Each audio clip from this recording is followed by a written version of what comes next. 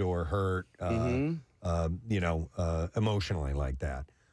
So I mean, what if they followed through and they threw him? What if they had escorted him out of the awards last night? Yeah. Before I'm surprised they didn't. Yeah, I'm surprised a lot of people are calling yeah. for it. I mean, like Judd Apatow and a few other people were checking in and saying, why didn't that happen? I just don't know if he just hit someone on stage. If it was anybody else that went up there and slapped him, and you were talking earlier, Preston, where the producer of the event knew that he was going to win a little bit later, and did that inform the decision to? It could have. Yeah.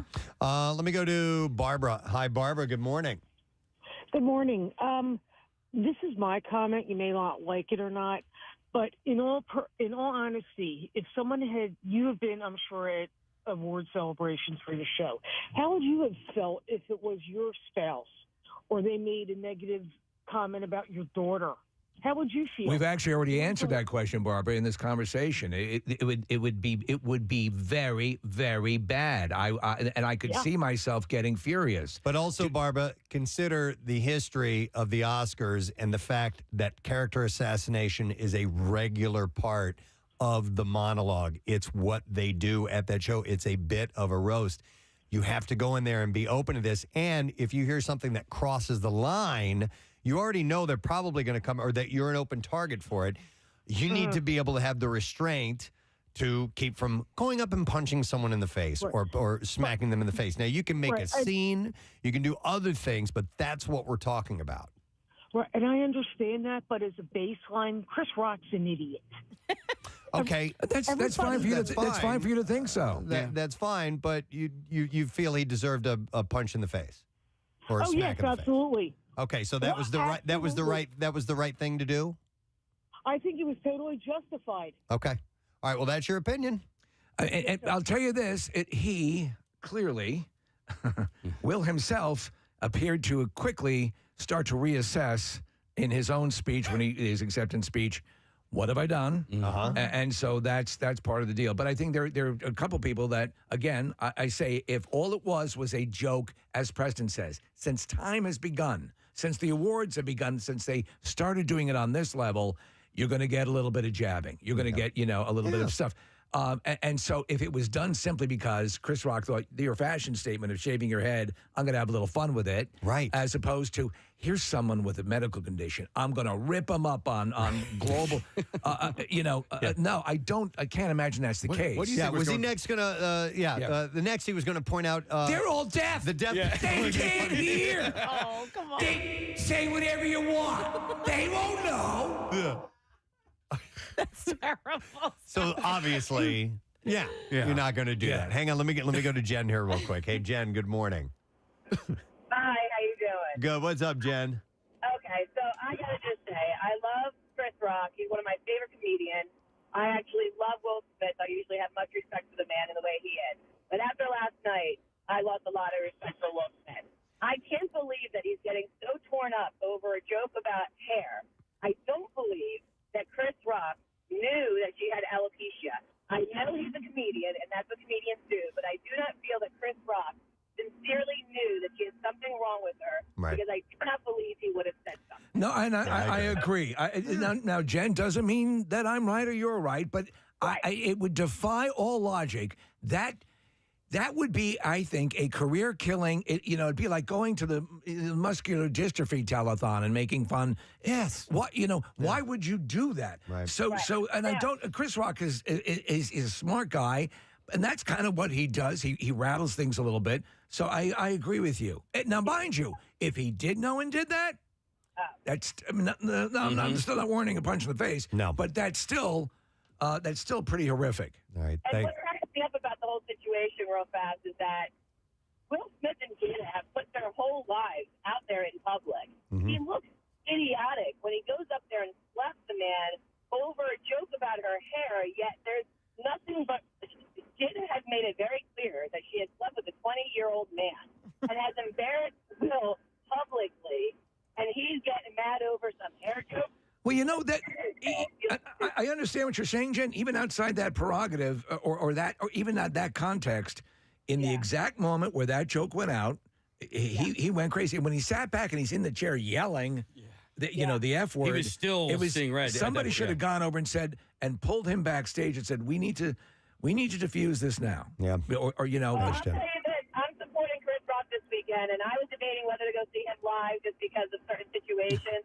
And I went ahead as soon as I saw that slap, and I said, "I love you, Chris Rock." Well, and if he talks about it on stage, you need to tell us what he said. I got to see him for the first time after the slap. I got to see what he's got to say. All right. Yeah, Thanks, let us Jen. know, right? Appreciate it. Yeah. But you know what? And listen, he probably didn't know. That's what I'm thinking. He didn't know that she had alopecia. But those jokes, like you said, okay, maybe it is his joke, but it's got to go through like their department, their writing department. Like nobody caught that Kathy, and said, like, you know that it's alopecia, right? Kathy, the entire room of friends of Will Smith, I assume maybe some of them know that she had alopecia. We sure as hell didn't. I read the entertainment stuff all And the you didn't time, know. and I didn't Okay, know. all right. I thought that was just a look she was rocking. So when he said that joke initially, we have the audio. The room laughed.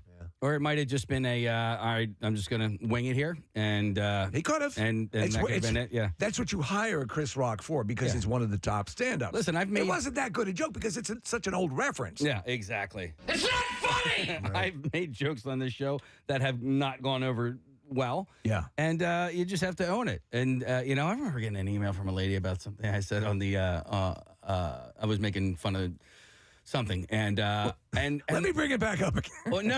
I'm not going with you. But when I made the, I was like, man, I didn't. It was never my intention to offend anybody, and so I had to own that, right? Yeah. So and Chris will probably, I would hope, despite being humiliated and slapped on he even stage, says, yeah. he says that was pretty light, right? Yeah. That was like in other words, It wasn't even a deep Right. dig. right. Yeah. Well, I think the bottom line is no matter what you, listen, people are going to have firm opinions on stuff like this. And But I think, I appreciate, I respect, how you feel about this. yeah, I understand defending the honor, but it has to come with warnings before you just walk up and haul off and smack somebody. You've got to say, look, dude, you crossed the line. Do it again, and we're gonna go. I'm gonna cross. I would have said, and I might have done this if my wife been battling alopecia and catching all sorts of hell for it, and it was uncomfortable, and I lost it a bit. I think I still would have been possessed of enough self-control to go up and say, Chris, my wife has a condition. I need you to apologize. For that.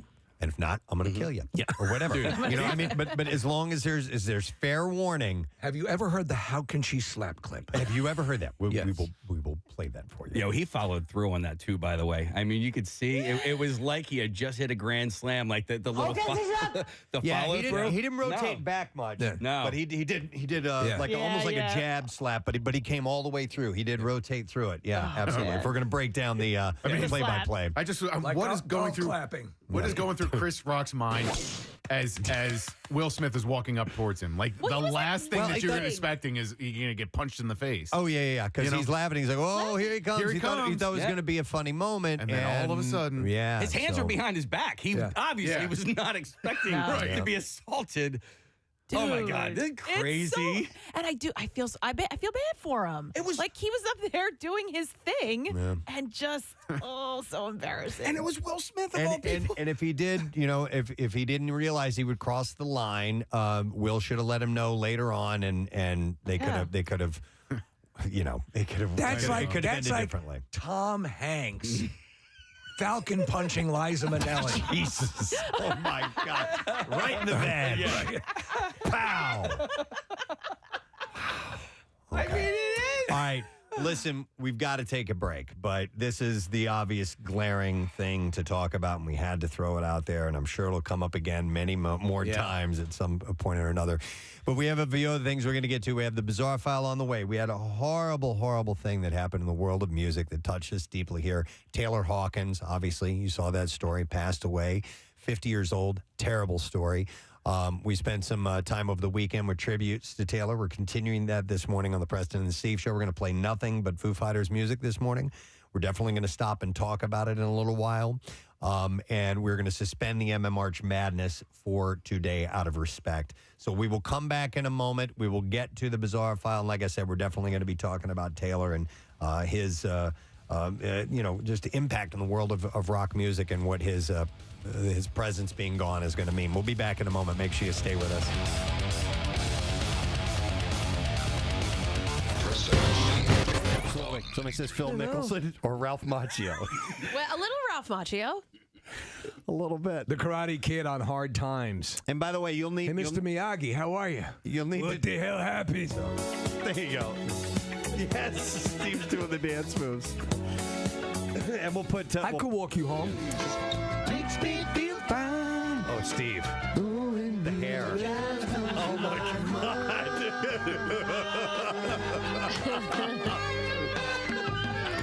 Summer breeze. Nice. Makes me feel fine. Oh, you've got to watch the webcam. Steve is singing directly to you. I thought that was beautiful, actually. I have to go pleasure myself. Hi, I'm Brian. so turned on. All right, well, let's bring him in and see what we have next. Let's have Steve. He's been out of the studio when he gets...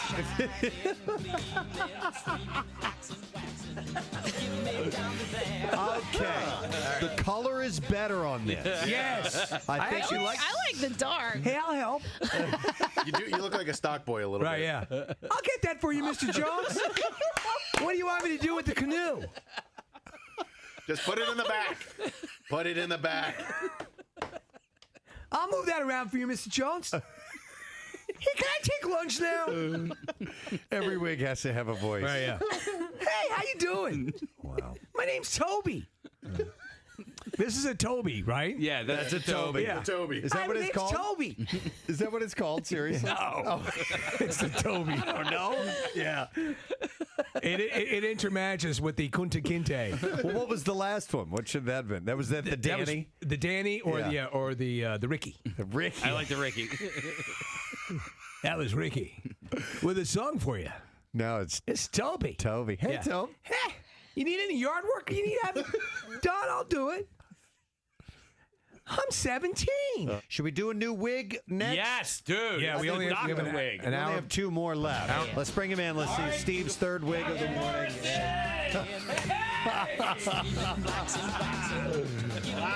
Wow, man. It is the best one. Yeah. Yeah. Steve, and that's little real bit of hair. gray. What's that? A little bit of gray. Just a little salt and pepper in there. Yeah. That looks good. I think he looks like I either think I'm ready for the boardroom and the bedroom. I think Richard Gere, maybe. She said she gave me three options: Richard Gere, Regis Philbin, and Eddie Munster. What? With the three hair. Well, the one style we had going at first, he looked a little like Eddie Munster. It's all sewn Do I in. look like in the Cialis commercial? I say the man with the plan. Yeah. Yeah, you do look like the Yeah. man with the plan. Yeah, putting some more wind in my sails with Cialis. Oh, is this the voice? Yeah. What- Hey, what's- kids, we're gonna go mountain climbing and rappelling. What's a and good- I can get aroused too. What's a good name for this hair? gotta First be- thing, it's first gotta thing be a that comes to your doctor. mind. Chet Yeah, that's good. I like that. Wainwright. All right. Dr. Chet Wainwright? Dr. Chet Wainwright. PhD. Yeah. What are you, a doctor? Not DDS? Gynecologist. Of course. It The wouldn't be ladies anything are else. stacked too deep All out right, there. now put the headphones on, Yeah. and we'll see if this because Radio chat. Steve doesn't have sideburns. I have and so no that's the sideburns, one thing no that looks a little eyebrows. odd. What happened was that they extracted me from the pod in the Matrix too quickly, Yeah. and I hadn't fully formed. I like this the Put your best. headphones on. All right. Let's see how this looks. I have hair over my ears, which is weird. That looks real, Let me see. Steve. Look at me. real? Can you look at me? Yeah. Damn, dude. Wow. No, it's Yeah. not. Wait, Doctor? call. Yeah. Say, hey, Steve. Hey, Steve. Oh, wait, no. Sorry, you got to do it. Dr. Wait. Chet Wainwright. Hey, Chet. Yeah. Right? Yes. All right, do it again. One more time, ready? Hey, Dr. Wainwright.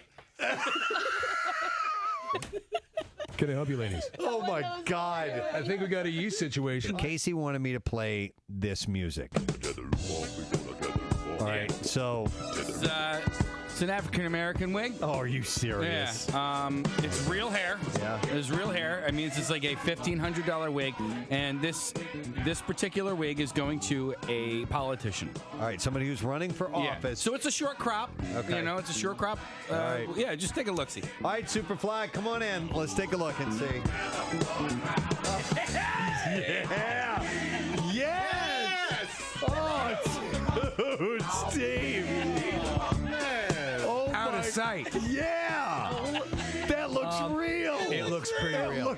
I think this looks the realest. Apparently, I would be a really good black dude. It's a tight curl. You know what this reminds me of, though? And see if this frames you a little bit. Like Mr. Brady.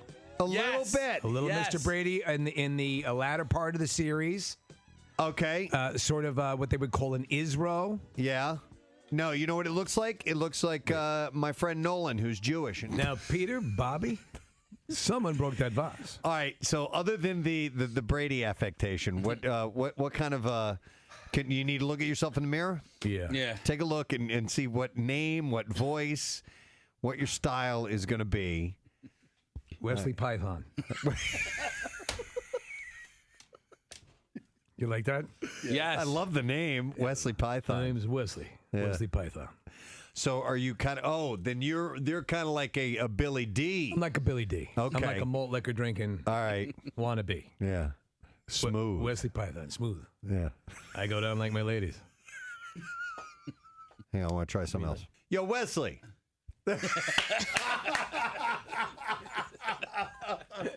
Is that good? No, he's Isaac from the Love Boat. I'll do it again. Yeah. Yo, Wesley. With the headphones on. Yeah, there we go. I love even it. better. Oh, that looks good. Hey, all you boppers out there. Oh, that's beautiful. All right. Wigapalooza on the Preston Steve Show. From Funkadelic. Wesley Python with you. Let's get the funk on. Hey, Wesley, do you have a Hey, favorite? if you want to hear the song, send me a fax. Do you have a favorite that'd so be far? a self-addressed stamped envelope, Yeah. probably. Send a self-addressed stamped envelope, and I'll try to get it on for you in 3 weeks when it arrives. Do you have a favorite so far? What was that, little man? Do you have a favorite wig so far? Let me see. I'm kind of like, for the one that looks the most real, this one. Yeah, right. And the last one. They're both the ones made with human hair. The synthetics, I don't know, man. I'm not feeling it. I'm thinking the Chet was my favorite. Chet, The yeah. Chet was good. I'm the man with the plan. The last birthday I saw is an actor named Adam Devine. And Yes. he was in Pitch Perfect. So, Yeah. Casey, I'm sure you got something queued up. Is this him singing? No, this is actually Ben Platt singing. He took over for Adam Devine because Adam left the band to go be a backup singer for John Mayer, if you recall, in that particular movie. Okay, so this is the end of the movie, and they do that song Magic. Yeah. You love this version of it. Oh, my so God, that's dude. why I we're get playing so it. welled up. Do it. Play it. I want to see you cry. He went on. He also had a role on Modern Family for a while. Correct. Okay. I like him. He's good. He's very funny. Good, cool, comedic actor. He was also in a movie that I like a lot, The Intern. Yep. And he was in Why Him. He's been in a whole bunch of stuff. So here we go. All of it, man. Like, it just builds to a crescendo, and these guys, and then the Barton Bellas, and I just get so happy. Yeah. No, I hear you. There's also a scene in Madagascar 3 Oh, my God. where I think it's the hippo. That's when the series hits its stride. Oh my God! When the hippo comes out and like, because they're working towards this big show, this big circus, and then the hippo comes out and Firework is playing from Katy Perry, Right. and I got so happy that I started crying. Listen, it's very impactful. I think even Gene Simmons got a little teary-eyed when That that. hippo makes the appearance in Madagascar 3. You need to understand it's the culmination of everything. This very large creature you would not think would be so adroit on the stage wows everyone, including a group of meerkats. Even kind of, stone-hearted Gene Simmons crumbled to that. Melted this icy heart. My face, I was smiling so hard, my surgically reattached face slid off my skull. Oh, my There's another crescendo. There's an incredible scene where a platypus sings, "I was made for loving you." What were you going to say? I can't well, I just know it's at the end of the new Muppets movie that has Jason Segel in it. Right. Because they're doing this like telethon to save this theater. Something is it the chickens? I don't What's know. happening? Of course, the famous chicken scene. I get so happy. Yes, they're doing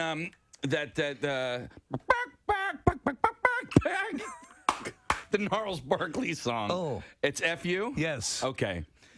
When they do that again, I'm so happy that I start crying. I don't know why. It's just the way of I it. cry out of happiness sometimes. Back to you, Preston. From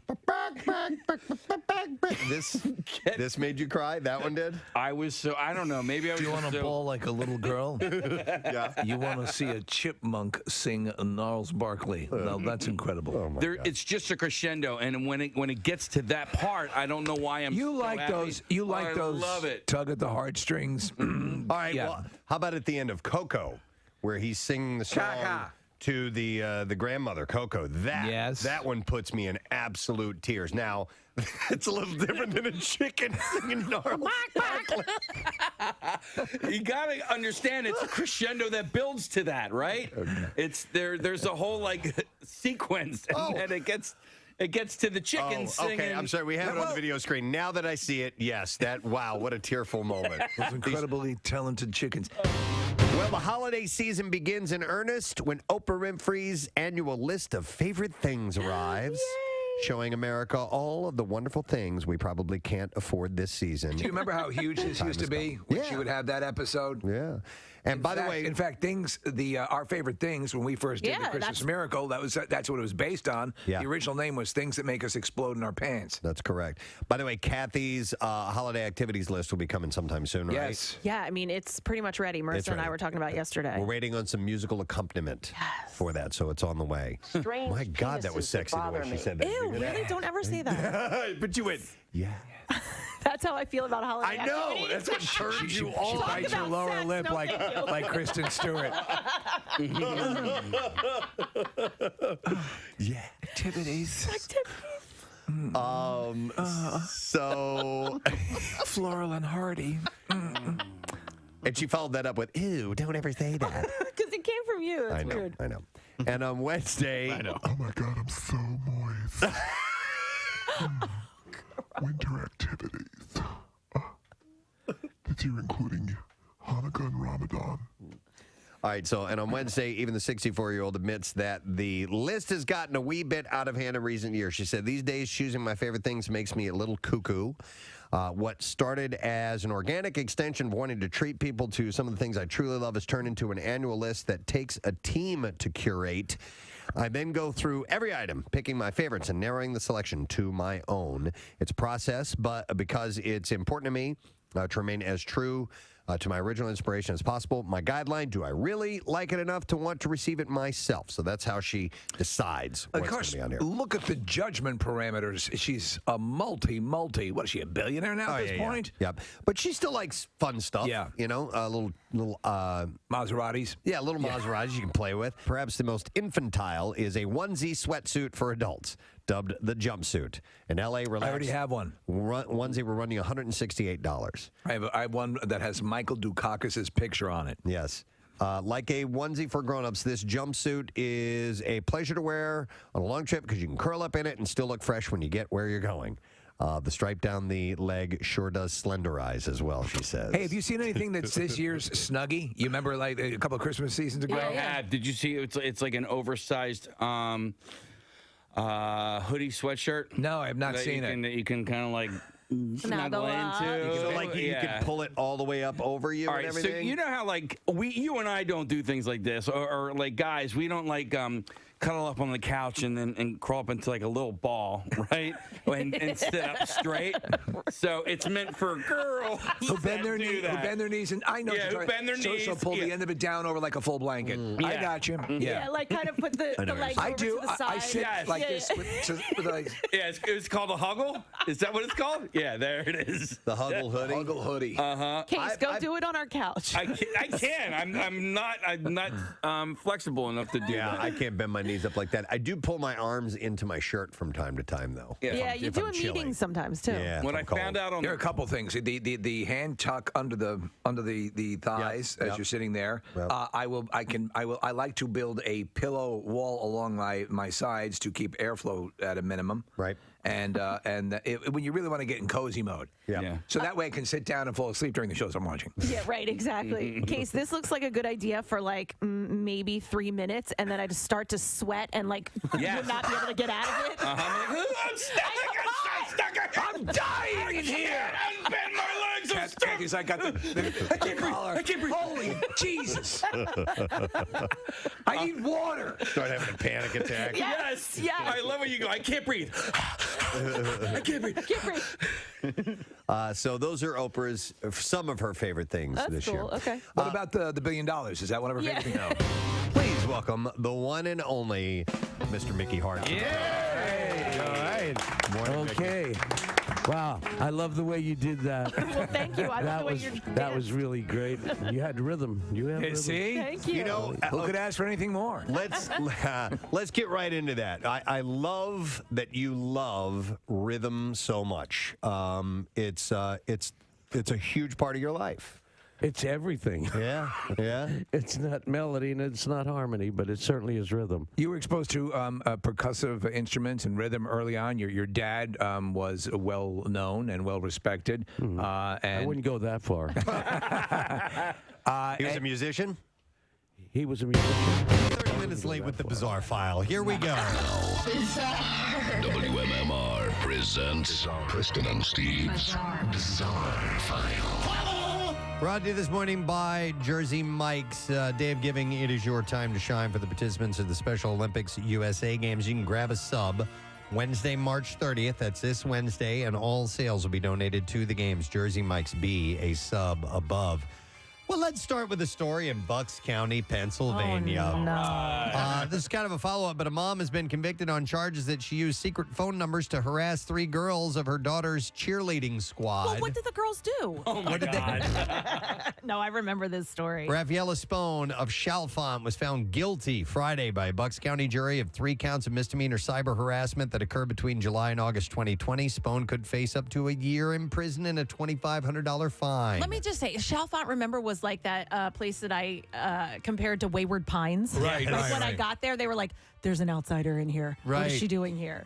Spone was arrested and charged last March after she was accused of doctoring videos and images to harass 3 underage girls on her daughter's Victory Vipers traveling cheerleading team.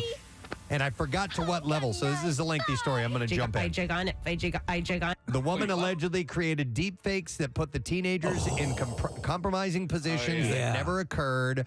Prosecutors said at the time that it was part of an effort to get the 3 girls in trouble. Diabolical. The harassment first came to the attention of police when the mother of one of the girls reported that her daughter received texts and calls from a blocked phone number. Some of the texts included photos that had been taken from the girl's social media accounts and doctored to make her appear nude and in a public place, or as if she had been drinking alcohol and vaping. Oh, Yeah. I'm looking at a picture of the mom, by the way. Wow. I see. Other messages include screenshots of one of the girls saying that she was very depressed. In an alleged deepfake video, the same girl was depicted as vaping. The video was sent to coaches of the Doylestown-based cheerleading squad in an attempt to get the girl kicked off the team. And one of the calls the girl received, she was told, "You should kill yourself." Oh, my come God. on. 2 other parents came forward in December to report that their daughters were targeted with similar calls and texts, including salacious images that placed them in situations that never occurred, some including cruel captions. A search of Spone's telephone by police found the images that were sent in messages stored on her mobile device. So they had her dead. to rights. They had the absolutely. information there. Cheer So, moms, right? yeah, so that's what the show Yeah. is. There's a show called Deadly Cheer Mom that debuted on Friday on Tubi. Yeah. That is around this case. Yep.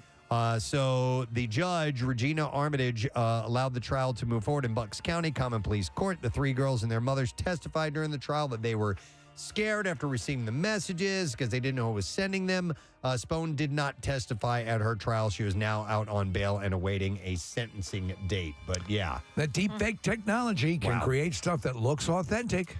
All right, you guys probably saw this. This is horrible. A 14-year-old boy died after he fell Thursday night from a drop tower amusement ride that recently opened at the Orlando area's Icon Park Entertainment Complex.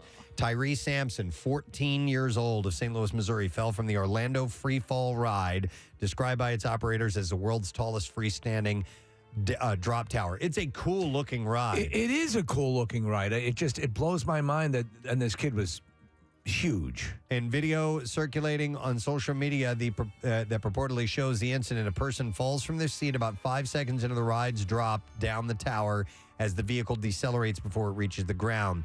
Deputies were called. Sampson was taken to the hospital. He died from his injuries, and details about what led to the fall were not immediately released. Sheriff's investigators will determine whether the incident was an accident or intentional. And from an initial investigation, it appears to be a terrible tragedy. I saw video footage of them while they were getting them strapped in. Right, with the and seatbelt. people were asking, is there a belt? Is there something here? And then the person running the ride just kind of offhandedly goes, no, there's nothing like that, or something. And, Correct me if I'm wrong, but he was 6'5" and 300 pounds. He was a very big kid. Yes, absolutely. They called him a gentle giant. Yeah. Oh, God. And he was visiting Orlando with his football team over spring break. It's just a terrible, terrible story. So I'm curious as to where this investigation will lead. A man at an upscale Galleria area hotel was hospitalized early Saturday after he accidentally shot himself in the testicles. Oh, man. This is in Houston. Police and paramedics responded to the shooting at the St. Regis Houston Hotel. Oh, my balls. Police said that the man was either unpacking a gun or pulling it from his pants when it went off. What's this put the gun in your belt? I know. I don't get that. I know. Tucking it in your pants? Police Oh, my balls. described the victim as a young man but didn't have information on his age. Paramedics took him to the hospital where he was listed in serious but stable condition. At least put it in the back. By the way, the St. Regis, those are really nice Yeah, hotels. they They're are, like yeah. top-end absolutely. hotels. Good place to shoot your balls. Under a state law, Texas hotels can't prohibit guests from carrying firearms or storing them in their rooms. Oh, my balls. This guy shot his nuts off. One last story. Then Can you send up extra towels? Why? I shot my balls. All right, one last story. This took place in New Jersey. A human corpse was ejected from a van on the way to a funeral home during a car crash in New Jersey on Friday afternoon. Yes. Jersey, where? In Paramus, New Jersey. Paramus. I'm sorry, Yeah. Paramus.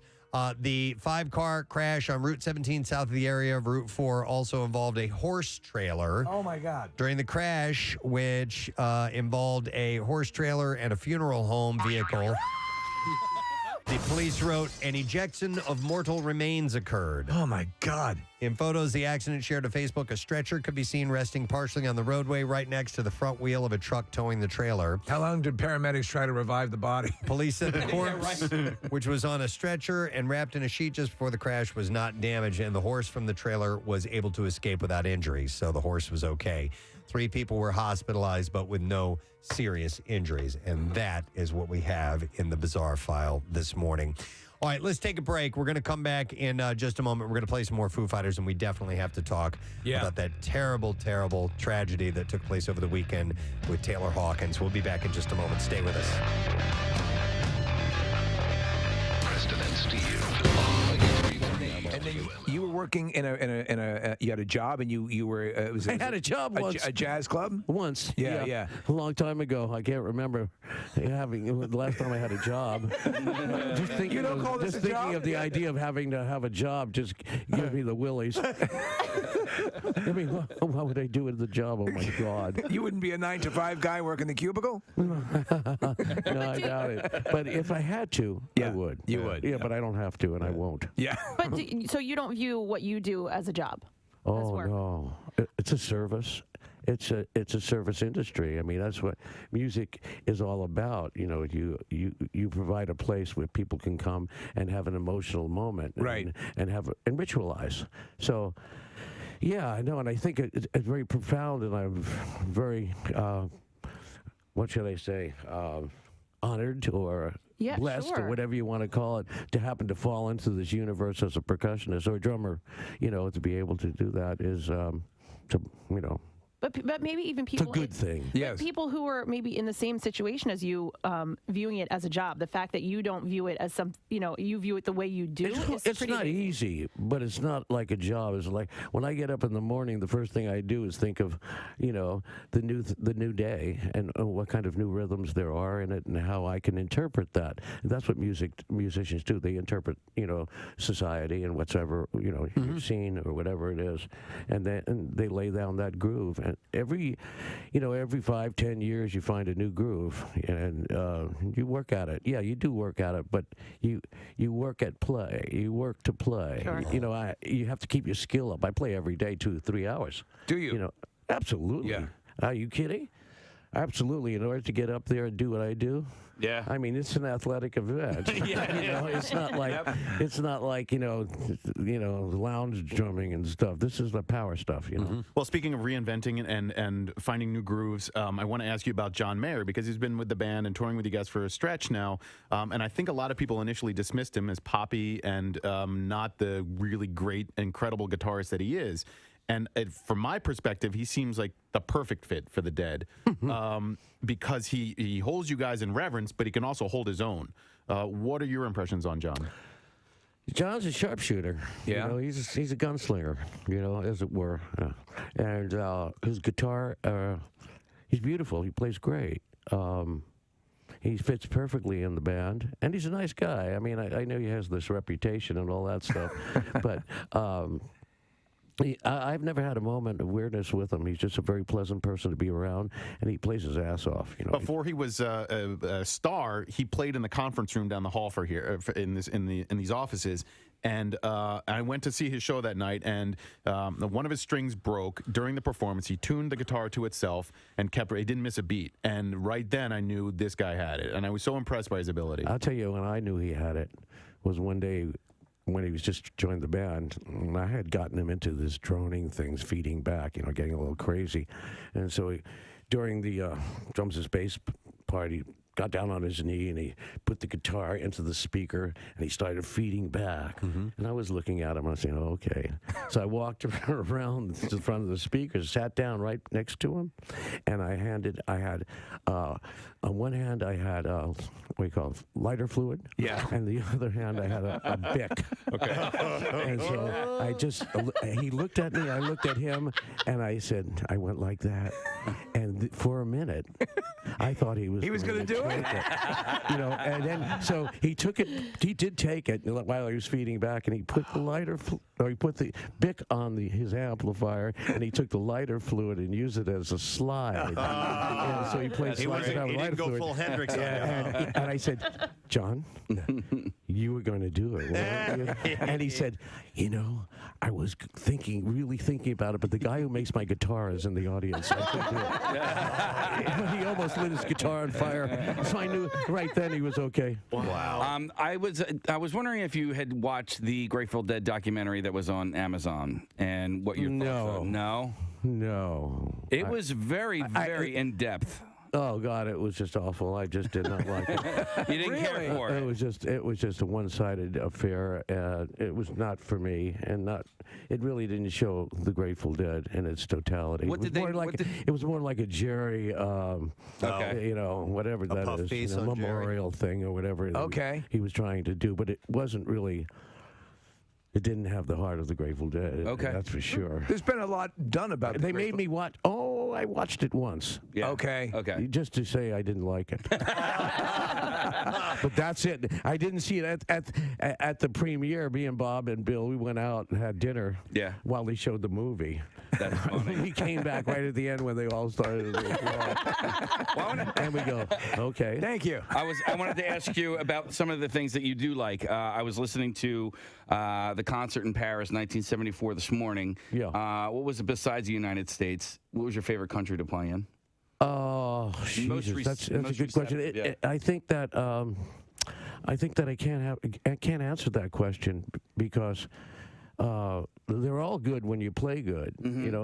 Every country is the same. Yeah. If the music is played well and we have a great time, France is great, England's great, Germany, it's all good if we play well. If we don't play well, the city sucks. It's this place. We blame it on the city. Blame it on the city. Of course. Yeah. Franklin Port. I also, as a fan, there's an ebb and flow to the way I listen to your music, and so recently I flowed back to. I guess I ebbed back to. I ebbed back to studio albums.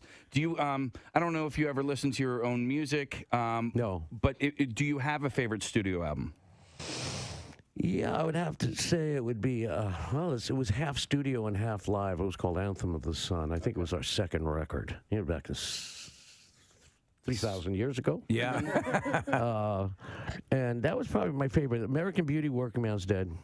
They were nice, fuzzy, warm. See, my first album I ever bought was Mars Hotel, so I automatically go back to that one. And Unbroken Chain. And we were never very good in the studio. We never could cage the animal in the studio. When did you realize that? It seemed to be early on. Yeah, well, we thought we could make, no one knew how to make a record. But I mean, we didn't know how to make anything. We were just musicians at the time, and we weren't really savvy on the studio. No one had a studio. Right. Now I have a studio. Everybody has a studio. So we just weren't producible. There was too much anarchy in the band. Too many people wanting to do... they had strong opinions of it. So, and we never really liked it in the studio with the four walls. It was too captivating. We were like a captive in the studio. And we never really made a great record. You guys had a pop explosion in the late 80s when you hit with Touch of Grey and Hell in a Bucket, In the Dark. Was that fun? Was that cool? Was it neat seeing a whole bunch of people who maybe had not been turned on? You always had legions of loyal fans, but here all of a sudden, boom, you had fresh music. And the tour was gigantic. Was it fun? Oh, yeah, it was fun, but it wasn't quite like that. Okay.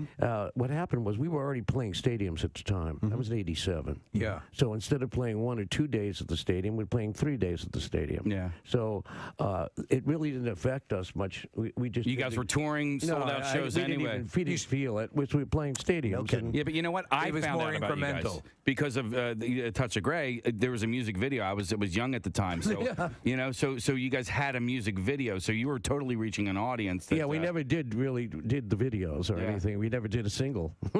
So we weren't really part of the music industry. We never played that game, and. If we lived by the single, we would die by the single. If we didn't have a hit. That's interesting. Yeah. It's funny because I remember becoming aware of the Grateful Dead, through the iconic artwork that was associated with the band. Yep. What's that about? What's that about? So that predates, obviously, videos, but still, a visual medium brought me into the awareness of the music, which is very cool. Exactly. It mirrored the music. In the old days, how that started was these artists would come to the shows, and we were all getting high, and psychoactive drugs, taking acid and whatever. And these were physical representations of what the music sounded like. They would go home and they would start painting, and they're still high, and that's what these things were representing. They were representing the music. How were you vetting that, or was it just sort of, if you want to do it, or would you guys kind of consciously say, I don't like that, doesn't represent our band right, or was it just an open source? Well, luckily in our case, the people would come up with these incredible, iconic stuff. Yeah, I mean, we just had to choose between the good stuff. I mean, it was so much good around. A lot of people went home and just did it, and it was uncommissioned. Yeah, they just went out and said, "This has to be done." Wow. And so then all of a sudden we looked at them, we go, "That's us." And they go, okay, cool. That's cool. That's it. Let me ask you, with the art and your painting, I mean, did people automatically take to it? Were you afraid you were going to get here's a musician trying to be a painter sort of deal? I'm not afraid. Yeah. So what was that jump like, and how well were you received initially? Because I mean, honestly, we were looking at the stuff. It's pretty amazing looking. There it is. Yeah. So what was that initially like? Well, I didn't think of it as it's art. It is art. Came out. It's right. You follow the muse. I mean, you're an artist. The thing that turns you on, makes you do things artistically. And first time I did it, I walked into the house, and my daughter looked at it and he said, "Dad, this got legs." That's pretty good. Legs. She liked it. Yeah. And so if my daughter liked it, and she doesn't like much. Does she like the dead? Does she like that? Okay. So I said, okay. I'll paint it. If you like it, I'll paint it. You can take a look for yourself and see Mickey Hart's work. It's called Vibrational Expressionism, The Art of Mickey Hart. And Sunday back out this way, King of Prussia, noon to 2. Is there a spot where we can go to get all this information, a website or anything, you guys? I just want to meet the King of Prussia. Yes, we all do. And I want to see Mrs. Prussia. Sure. Mr. Prussia. And all of the little Prussias. All the Prussiettes. Yeah. I'm actually Mrs. Prussia. She is. Yeah. She shops there all the time. I heard that she cooks. Oh, You heard wrong. have heard wrong, sir. Wrong, Mrs. Prussia. She makes reservations. Yeah. I can make a mean reservation. She makes a mean reservation. She makes a mean Romanoff. Ladies and gentlemen, please give some love to the one and only Mr. Mickey Hart. Yeah. Thanks for coming by, man. So let me go to here and more broken ribs. I have it says Walper. Is your name Walper? Walter. Honestly, wouldn't you at least say Walper? Is this Judge Wapner calling in? You got a nickname now, Walter. Oh my God! Yeah, you hear what happened to old Walper. That's not even a mistype. I'm looking at the T and the P are like nowhere near each other on the keyboard. Walper. Name's Walper. Let me get that straight. Your actual name is Walter. And what happened to you? So what happened to you, Walter? Very much, Kathy. So, like I said, we're not gonna have the March Madness today. We're gonna set that aside because musically we're gonna put our efforts towards remembering Taylor Hawkins. It was I went to bed early Friday night, and it was until Saturday morning I got the texts from you guys and that text chain of the fact that Taylor Hawkins died, 50 years old. I'd never heard anything leading up to this that he was having any problems, so I was confused. I thought, I didn't even remember his past drug problems, to be honest. I hadn't thought about that at all. I got home from a charity event and, had a tuxedo on. I go to the bathroom. I get home, and I see this popping up, and I'm like, okay. Preston, I have not taken this long to... Verify? Yeah. I must have taken close to like 25 minutes because it still hadn't hit TMZ and things like that. So I'm going all over the place. I'm thinking, and I swear to God, I'm thinking, if this is a promotion for the horror movie, for their movie. Is this a joke? Is this right. Because this is not, I'm not digging this. Right. And then eventually I saw it hit the real, the sites I would say, okay, if it's hit this many, it's a legit story. Right. And I'm like, oh my God. But it's been a long time since I was like, no, this cannot be. This is not real. And it was led with zero details, with none other than they were in Bogota. They were going to a big festival, and that he died, and that's all that there was to it. Now more has come out, and we'll talk a little bit more about that. And there's still more to come. There's still official reports that need to be made, but this it's not looking good. I was one who shared with you guys the initial story, and I did it pretty quickly because it came from the Foo Fighters Twitter. Right. Well, that's what I thought too, because usually there'll be rumors or speculation, or you'll see a tweet from TMZ or something else. Like the news, the first news of it came directly from them. Yep. I immediately thought about Marissa. Yeah, me too. Marissa is the biggest Foo Fighters fan. Likewise, and Connor. I know, and Taylor's like her favorite in the band, and I just felt horrible for her. So that must have been really, really rough, and that hit you, Marissa. Yeah, I mean, it's a little bit of a schoolgirl crush. He, it's just a really handsome man. And I shared a photo that I had taken, I think it was 2007, 8, where I was backstage. Jackson brought me backstage when he interviewed Dave and Chris Shiflett. And I stepped out back into the green room. It was at the Tower Theater, and we've all been upstairs. They're very small little rooms. They kind of put you into a back room to do the interview, and I step out, and there's Taylor Hawkins sitting on the couch there. And I couldn't keep myself composed. I had no words. I just had a big smile. If you look at the photo, I am like red. I'm beaming. And I just looked at this other gentleman who was in the room, and I kind of handed him my cell phone and said, "Do you mind taking a photo of us?" Years later, I realized that I had handed my phone to Pat Smear. to Oh, take a no photo way. of us. It took me years to realize that. But I hated this photo because I look like such a dweeb. I'm such a No, dork. you look like it's someone, cute. as we know you, is just a massive fan, enamored of him, and I think it's a wonderful picture. I feel so bad for Dave Grohl because these two guys, it was so clear that they were just on the same page, that they were of a feather, that they were brothers. I think David called them in his book a brother from another mother, and that's apropos because I think that they had this kind of bromance that went a step further, that they thought alike. They were clear. Massive fans just of music in general, just loving every bit of it, and it's just, I feel so bad for him. Yeah, every member of that band, has side projects and has different passions for music. But these two guys, like you said, Preston, just they aligned. They had the same musical love.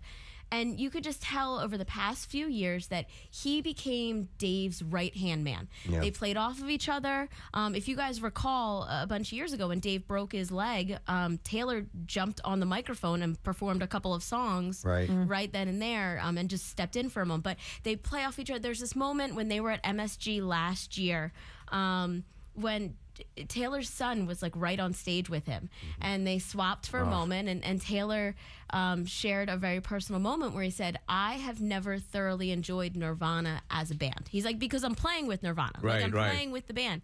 And his 12-year-old son is there, and Nirvana had become his son's favorite band. So he said, now Nirvana's my favorite band. And Dave looks at him and he's like, dude, we have to talk after the show, because if you didn't really know this band, then we got to talk. But just gone so soon and so suddenly. Marissa, how many times have you seen the Foos over the years? Do you know? They're probably one of the bands I've seen the most. I've traveled a couple times to see them. I don't usually keep count, but probably 8 to 10. Okay. And I've seen Chevy Metal a whole bunch of times. It's Taylor's sort of cover band, right? Yeah, he had 2 side projects. He was actually working on a 3rd side project with Dave Navarro currently. But Taylor Hawkins and the Coattail Riders, and then Chevy Metal was literally, I always described it as if it was you seeing like your uncle's garage band. They would just play Motley Crue songs and Yes songs, and I saw them in Chester a few years ago, and geez, they're so good. Yeah. Taylor, I remember when they were inducting Rush into the Rock and Roll Hall of Fame. He was so excited. He was so happy. They were so thrilled, and you could just tell, and any of these bands, like from all genres, the Bee Gees and everything, all the bands that Chevy Metal covered, they just loved every bit of rock and all the tendrils that went out from that, and different, all kinds of formats of music. Like as you said earlier, he and Dave, rock fans, like documenting rocks, paying tribute to the different bands, keeping it going.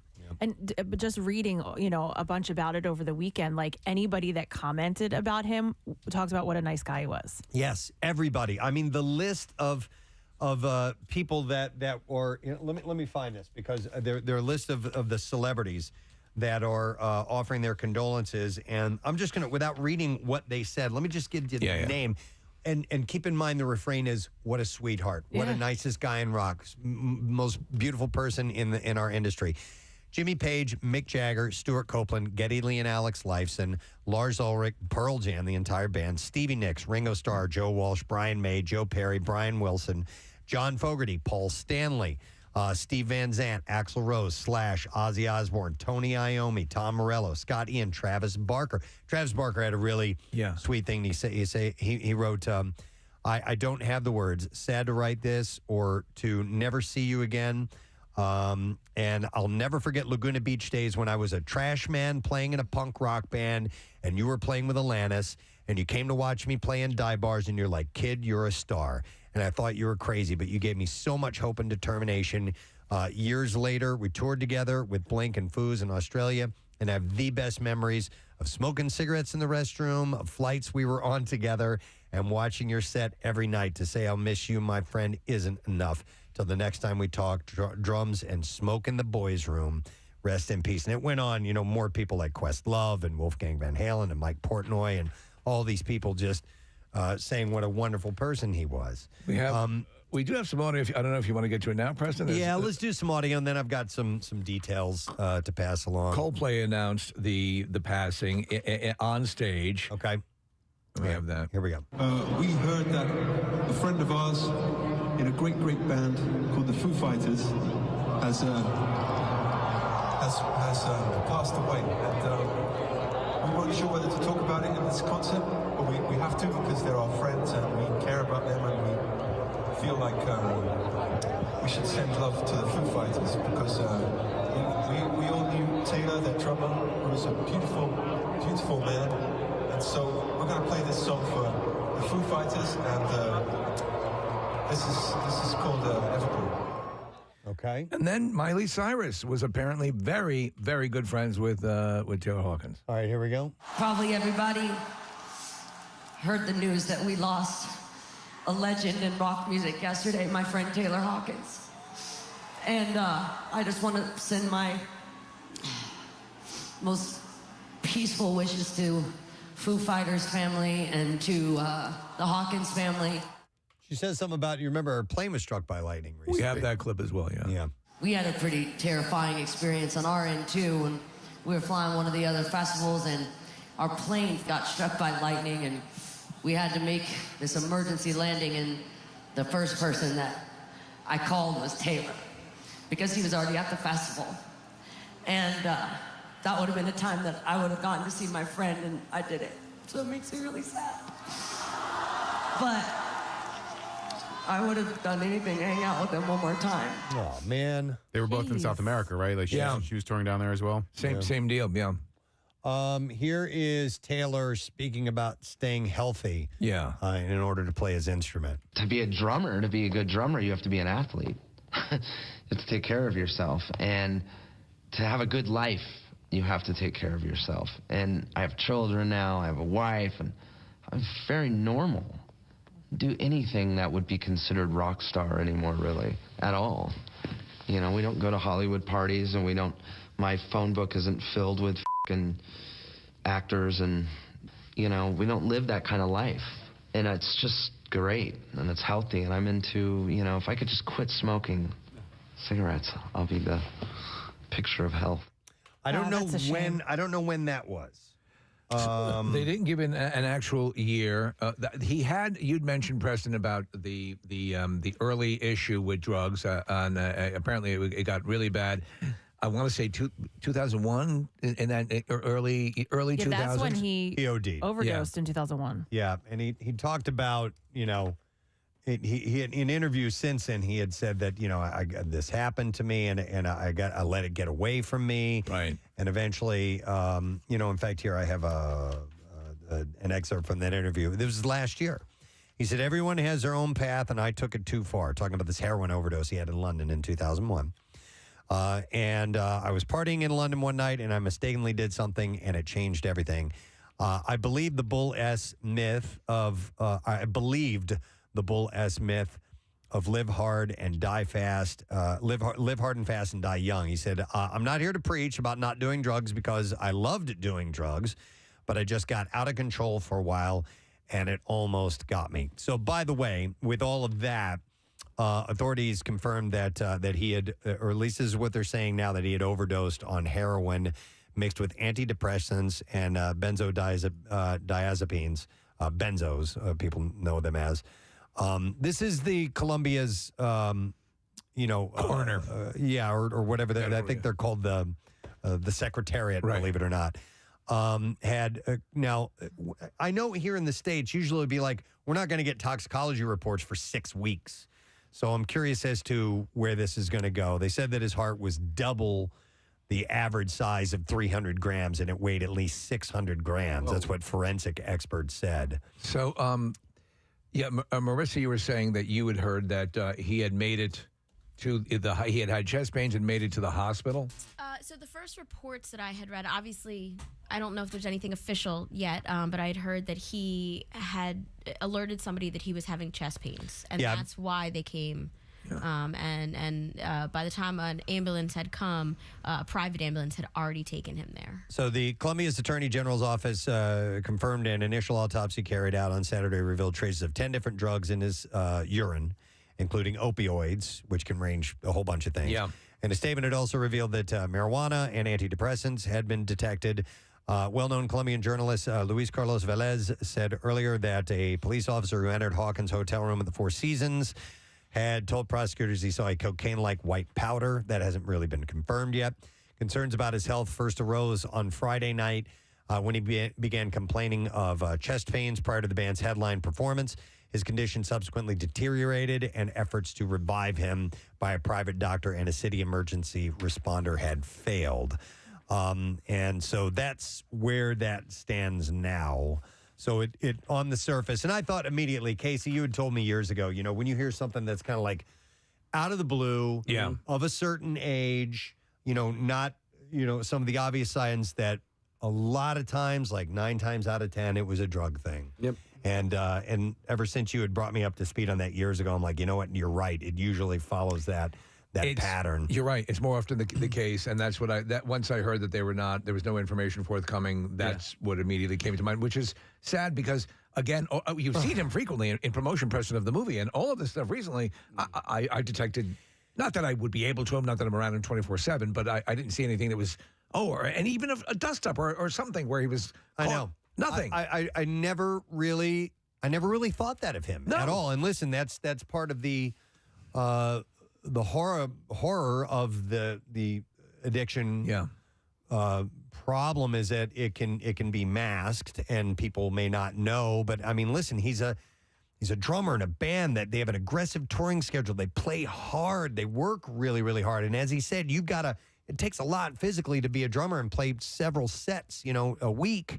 And be able to continue to do that without having to cancel or regularly call out sick or something like that. Or, you know, I mean, he didn't seem the type to me. Yeah, exactly. He might have been done in by what my brother said. My brother's recovering alcoholic, many years sober now, which is great. But he says part of his curse was he was able to do his job. He was able to function at his job. And Foo Fighters were the type of band that changed a whole bunch of years ago and stopped the partying and brought their families on tour with them. So everywhere they went. I mean, Dave's daughter is one of the backup singers now. And with that overseeing mentor that Dave is, and as close as they were, I would have thought he would have, you know, kept a check on that, and that's probably going to haunt him for the rest of his life. And you know what, though? That might be a reason why he was in his hotel room alone. You know what I mean? That maybe he was probably hiding it from them. Yeah. There's a shot of Grohl getting back into the States at the airport, just breaking down. You know. It didn't occur to me until a friend of mine who probably introduced me to Nirvana in high school posted a photo of the exact same. It was Dave standing behind Kurt Cobain, and then he did the exact same pose standing behind Taylor. And they're both gone. Yeah. And I realized, and that was when, you know, when Kurt had passed, Dave had, like, he disappeared for a year. Yeah. And he had to kind of like come to terms. But I did see this great tweet that said, Taylor Hawkins may have been the only drummer alive who could support Dave Grohl and not make you wish Dave Grohl was sitting behind the keyboard. Yeah. Because he just played like Dave. Yeah. He had he had been playing with Alanis Morissette initially, and was, you know, on that original trajectory, and then eventually there's a clip of him, Preston, when they were giving an award to Alanis Morissette, and he spoke about the importance of her to him. I don't normally give speeches. I play drums for a living. And one of the reasons I play drums for a living is because of an amazing woman who's here tonight. I think I can see you. Alanis Morissette. I've said it before and I'll say it again. I would probably be delivering pizzas to someone you know tonight if it wasn't for her. Huh. I mean it. She gave me a break, and she's awesome. She was an amazing boss.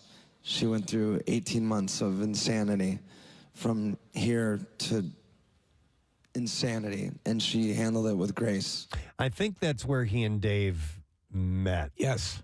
He was he didn't play on the album. He was a touring drummer. Right. And then they met, you know, as rock bands do meet along the way, and they just hit it off. They just hit it off right away. And they knew at that point that they somehow or another they were going to cross paths again, and ended up happening. You know what? When I saw that initial report from the band that he was gone with no context at all as to why he died, my mind went to the immediate. What I think we all as humans do is, why, how. Yeah. You just want to know. Yeah. And I started to kind of analyze that myself this weekend is why do we want to know so badly, so quickly what happened? And the only conclusion I could come with is so that we don't have something like that happen again. So that if we understand why something happened, we can do what we can to maybe prevent it again. Happening to ourselves? Or happening to ourselves or the just ones in we general. love or people in general. We want to understand. And then you're, the worst thought, it becomes true because that's immediately what I thought. It was like, oh man, why, how? Nothing was ever wrong. Wow. It was probably drugs. It was probably an overdose. And I think that's what led me to realize that maybe that's why we want to know so quickly is so that stuff like this doesn't happen again. It will, but we want it to not happen again. You know what I mean? Yeah, exactly right. The one thing that keeps getting reinforced with it, Preston, is that if you're thinking, I haven't checked in with somebody in a long time, right. or you see something, go ahead, risk it. Say, is there anything wrong? Can I, go ahead and do that because, here's a guy who we thought, clearly he's beating his demons and he's on top of the world. Yeah. But in those moments, it's, as you said, it'll happen again. But if you're a little bit more aware and you see something that might alert you for a brief second and you think, I'm just going to ask right now. I would follow that up, Steve, by saying go see the bands that you want to see because you never know how long they're going to be around, and I was lucky enough to see the Foo Fighters a few times. I also think that one of the weird things that happens to me when this type of story happens, Preston, especially in the rock world, is I'm grateful for where I work. I think that there's this sense of community that you get at MMR that's pretty cool. And so Marissa, I know, was like up at 2 a.m. listening to MMR. I listened a bunch over the weekend as well. Pierre's going to do 3 hours today. And Pierre texted me, he said he did an interview with Taylor about 8 years ago at a small club in New York City. And he's going to replay a bunch of that as well, too. Okay. So for whatever solace we can provide. It gives you a way to connect. Yeah. And it's one of those things, and we've talked about this bizarre to your phenomenon of trying to understand why this happens, is that that this is a necessary part in cases of, especially with musicians. You'll see a movie if it's somebody that you liked, or maybe do that. But there's something about music where you feel you've been communicated to on a very visceral level, and you need to communally acknowledge. Nick, I had that same thought. So this happened Friday night into Saturday, right? We woke up Saturday with the news. And Friday, during the day, I was saying the exact same thing. Like, oh, well, I'll see, not Foo Fighters, a different band, but like, oh, we'll see them next time they come around. And I'm like, you know what, though? You can't really think like that because you never know what's going to happen. And then Saturday morning, woke up to this, and I was like, oh, my God, this is it. This Perfect is the example. Yep. Yeah, I guess the news broke around 11 o'clock. I just woke up to a bunch of texts at about 12:30. Obviously, turned on the radio immediately. Kudos to Sydney Taylor and Ryan Shuttleworth. Sydney is maybe done 6 shifts ever on MMR, and they were anchoring the death of the drummer of the Foo Fighters. Right. Yeah. And they did a phenomenal job. So, Okay. I mean, it's hard breaking that Yeah. news, but they stayed live with it, played Foo Fighters all morning, all throughout the night. It was great. Wow. Yeah. I just want to talk about having a sort of a keen awareness of substance abuse issues, having lived a sober life for 10 plus years. It's important for anybody listening right now that's going through it. Like, you don't have to live like that anymore. You don't. There's help out there. And if one person can get sober and stay sober, that means you can get sober and stay sober. And there are answers out there. There are, countless numbers of people that are willing to answer the phone, that are willing to help you, that are willing to take you somewhere to get help. And you said it one morning on the air. We got an email from a guy who was on his way to rehab, and you said it very plainly of like, other people have done it, you can do it. That's what I did. I mean, other people have done it, you can do it. And listen, I'm not going to sugarcoat anything. It's going to be really hard in the beginning. Yes. But like every struggle that you go through on your path to a sober life is worth it. It's like, I don't know how else to put it. Like every struggle, every ounce of mental and physical torture that you need to go through to cleanse your body of whatever substance is in there, like it's going to suck. But it's worth it. And I'm telling you, as somebody who has gone through it and lived it, like, I'm not in the clear, you know what I mean? Like, not until the day I die, but like, up until this point, everything that I went through for the last 10 plus years has been like completely and totally worth it. And there are answers out there. There are, and I will say it time and time and time again, call somebody, ask for help. Simple as that. Just ask for help. There are people who want to. There are people that want to help you, Yeah. that gleefully want to help you. Yeah. I'm one of them. Yeah. Send me an email. Yeah. Let me go to some calls here. I'm going to go to Nicole. Hi, Nicole. Good morning. Hey, good morning, guys. I really hate that this is the reason I'm calling you. Yeah. This is just awful. I come from a family of Foo Fighters fans. My father goes to the shows. My mother goes to the shows. But I have a 6-year-old who has been listening to the Foo Fighters since he was 18 months old and singing as soon as he could. And he thinks Taylor is just, well, he thinks everybody in the band is just incredible and they're larger than life.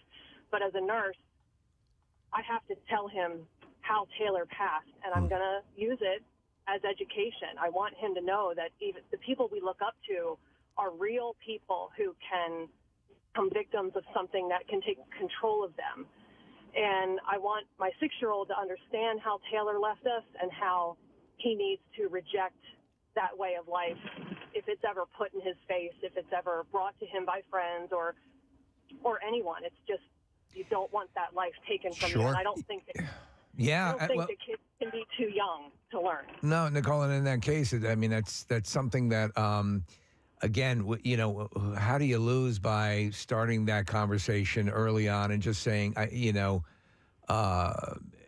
use it as an example. Someone that means something to your son, you might get more traction on because, again, it goes to that, should I? I don't know. Should I? Is this too much? But, I mean, I see no reason to go back and forth on that. Go for it. The end result is you'll make a difference. You know? Thank you, Nicole. Sorry you have to share that lesson. But let me go to Sean next. Hi, Sean. Good morning.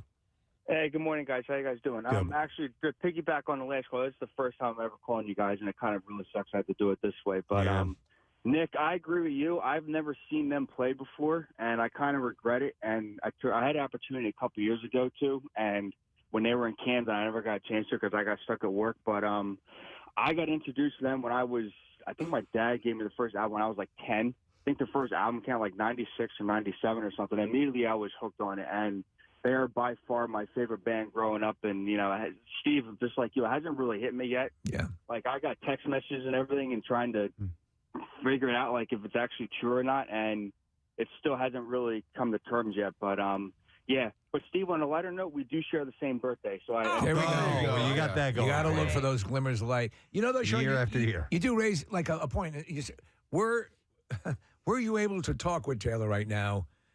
Would you say, do you see how people are in pain over this? And again, you don't understand. We're not exactly sure, but all the data that's coming in, as you're saying, Preston, seems to indicate that this is the reason for it. Think about that, and I always think about the people who'll be weeping when you are gone because of some choice that you might have made. And if that helps you get past that, as Casey says, reach out. There are people there who will help. I'm going to go next to Kylie. Hi, Kylie. Good morning. Hey, Preston and Steve. How are you guys? We're doing okay. What's up, Kylie? Well, I just wanted to call and share my favorite Taylor moment. My husband and I are huge Foo Fighter fans. We actually ended up getting married basically because of our love of them. Not completely, but we followed them a lot around, traveled to different places to see them perform. Our daughter is actually named after one of their songs. So when we heard the news, my husband found out Friday night, was pretty upset, woke me up. And the first thing that I thought of, I always go to memories. And I loved almost every show. Taylor would come out and cover one of his favorite bands, Queen. And we went and saw them at Wrigley with the tour that they did with the Struts. And that was like one of my favorite moments, listening to Luke from the Struts and Taylor cover cover Queen. Yeah. And it was just phenomenal. And as soon as I heard the news, the first thing my mind went to was Taylor going, "Ow!" Oh, yeah. Doing the crowd play. That's great. Oh, that's awesome. All right. Well, thank you, Kylie. You'll have that memory. I have a clip of him covering some Queen live, and I think he was doing Somebody Love. So he would sing. So.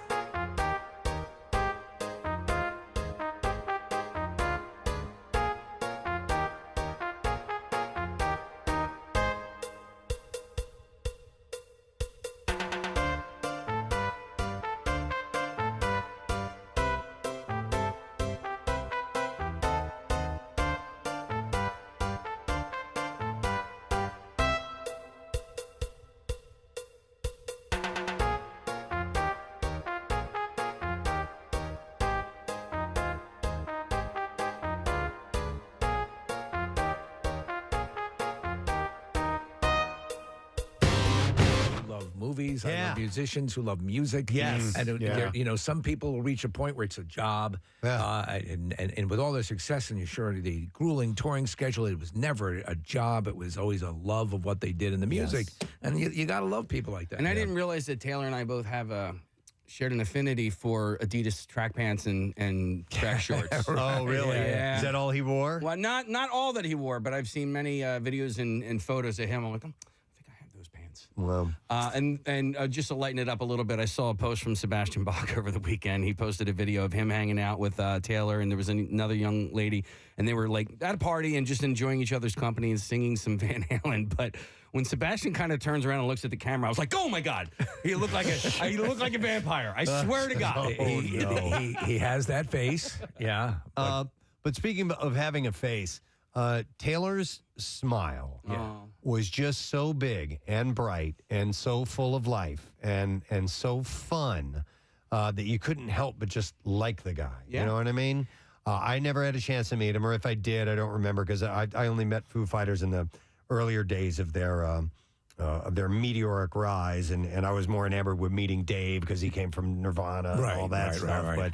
But I may have met him along the way, but he just has that look about him. He looks like the dude on the beach with the surfboard. He looks like the dude. Hey, he looks like the dude. Lebowski. Yeah. You're exactly right. And Preston, Whitney Cummings, who was in the movie, their movie recently, talked about the smile. You go over if you're in a room and you walked in and see somebody like that. You go, that's a guy I need to get directed. Yeah, I want to talk to that guy. Wow, sad, just terrible, man. 50 years old, 50 years old, 50, and they still had so much more to do. And he has kids. I know. I know. It's just terrible. Okay, Pierre with a big tribute block today. March Madness on hold. We're playing nothing but Foo Fighters. We're going to take a break, and we'll be back in a moment. Thanks for your calls. Preston and Steve on These fights over your weird name, Walper. It's not my name. His guy's name's Walper. I'm gonna punch you. At least you got a great nickname today, Walper. Well, hang in there, brother. Okay. From Touchstone Pictures, the inspiring story of a man named Walper. I've seen him. He's got some medical issues, but the worst thing is his name is Walper. And then a young therapist came into his life. Hi, I'm Kathy Romano. We're going to change that P to a T. Simple as that. And then his life turned around. I'm the head of a Fortune 500 company. And I can do the saber dance. That morning show's not making fun of me anymore. Oh, man. So the Kardashians won big as well last night, and they had a weird speech. They were trying to thank firefighters and stuff, and they they actually made their win a tribute to the firefighters. And listen, see if you can hash this out. Yeah. Okay, here we go. It's been a really rough week in our home in Calabasas, Hidden Hills, and our neighbors in Thousand Oaks and Malibu. Our hearts are broken from the horrific shootings and those who have lost their lives and homes, as well as the hundreds of thousands of us that have been evacuated from the devastating fires that are currently burning. So thank you so much to all of the people that have voted for us. This is such an honor. Did you make that leap there? Did you make that leap? Okay. There's a lot of fire out there, but thank you for voting for us. Are they dedicating the award? It gets to that at the end, yeah. All right. I'd like to dedicate this win to all of the firefighters, the law enforcement, and the first responders. Okay, that makes more sense. Okay. I'd like to thank the people what put out the fires. Like, it just doesn't seem very genuine ever when it comes from them. You can see the guys who are really, eating smoke and battling flames up. I got great news, guys! Kardashian win was dedicated to us!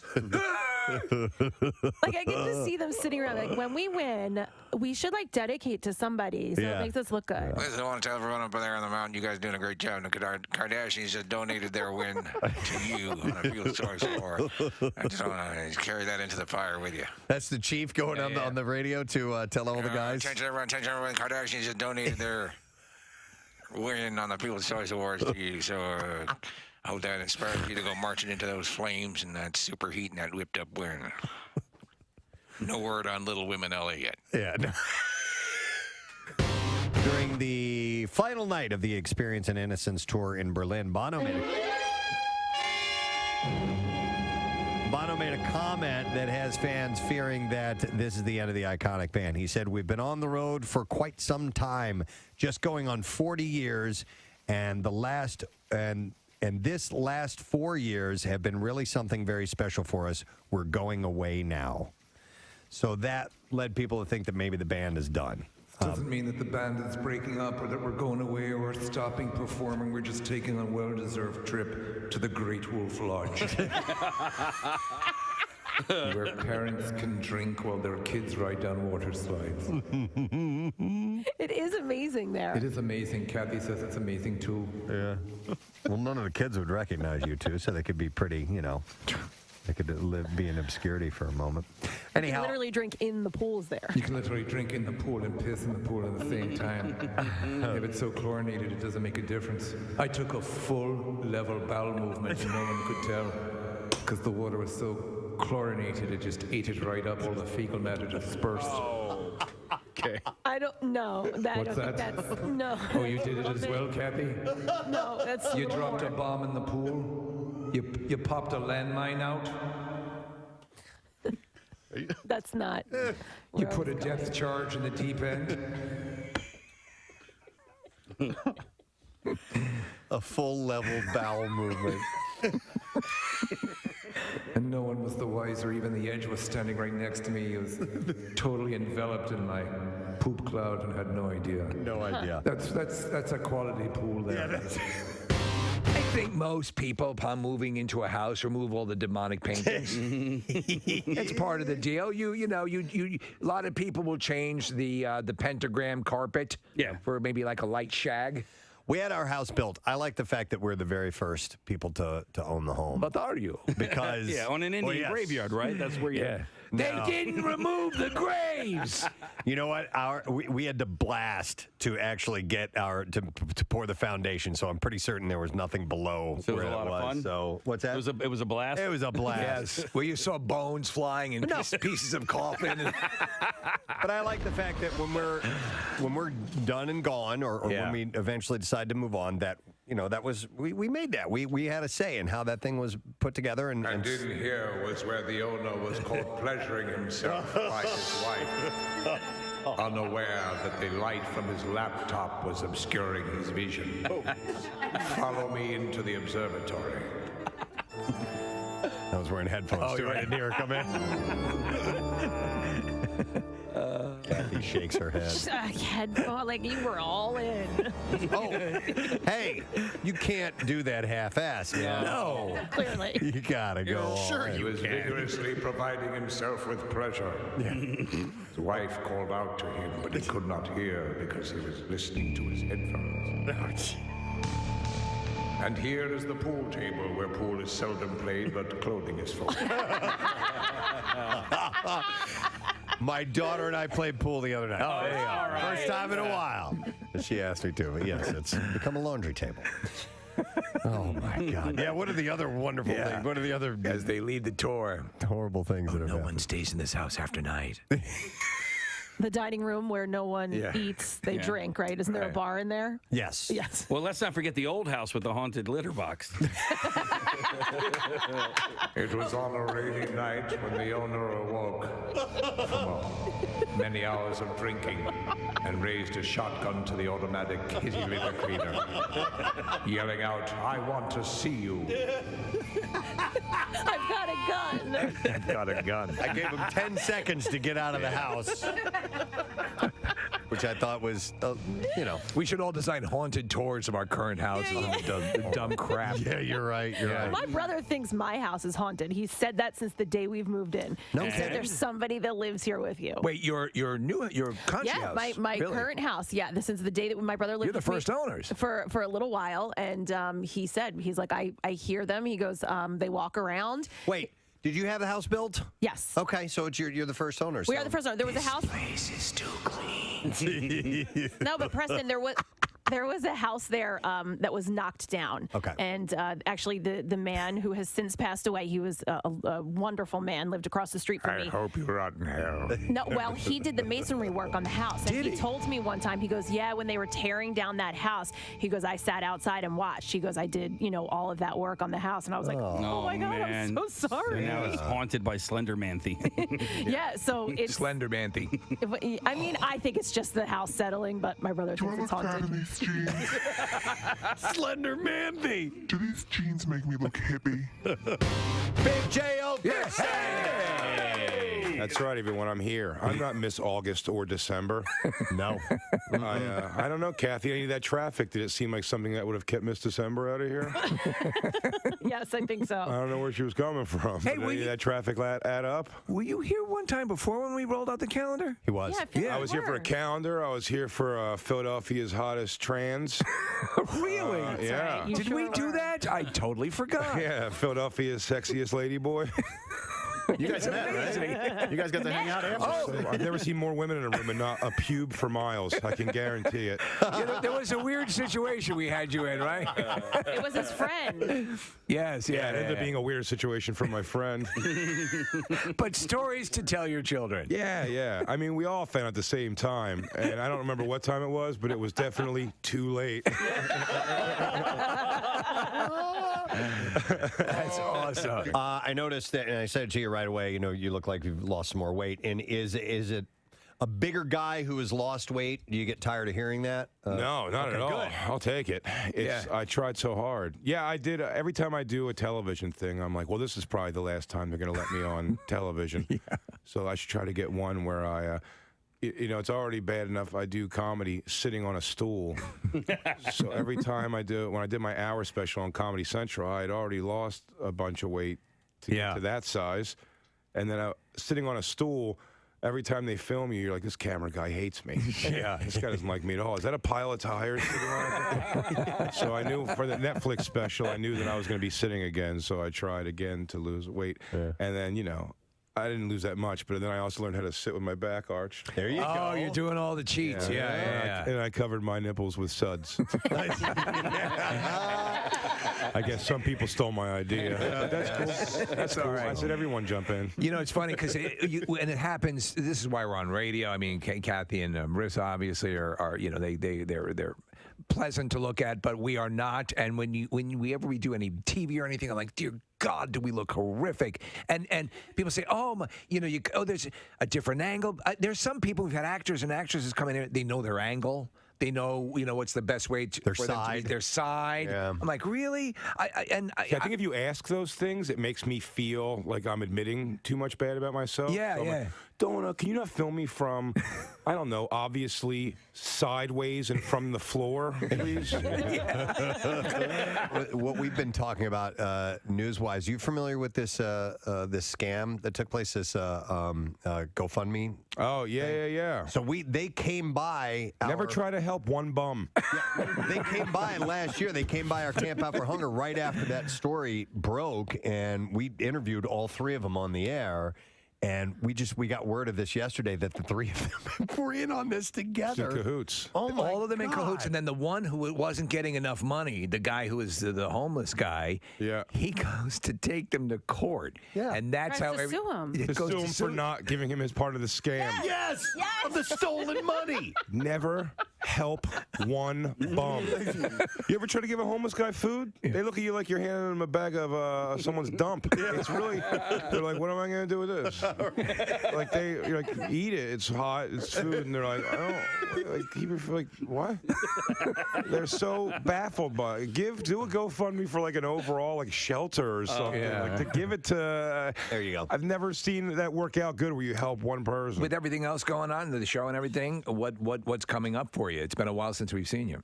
Yeah, pretty much just did the radio show's been doing great on Sirius XM, so pumping that out in the podcasts. By the way, Dan they were interviewing for something. They sent it over to us, and he was very complimentary about the show. You guys are always very complimentary when you're on other shows. We appreciate it. Yeah, getting the word out. Oh yeah, for you guys. Yeah, you guys are. I always think it's the coolest thing. The best nod you guys get is Joe Rogan who needs no press anywhere he goes, always like shouts you guys and still gives you guys. It's awesome. That's pretty awesome. It means the world to us. I mean, I don't know if you saw Opie from Opie and Anthony sent like a kind of wrestling promo for him not doing his show. Did you see that on the street? No.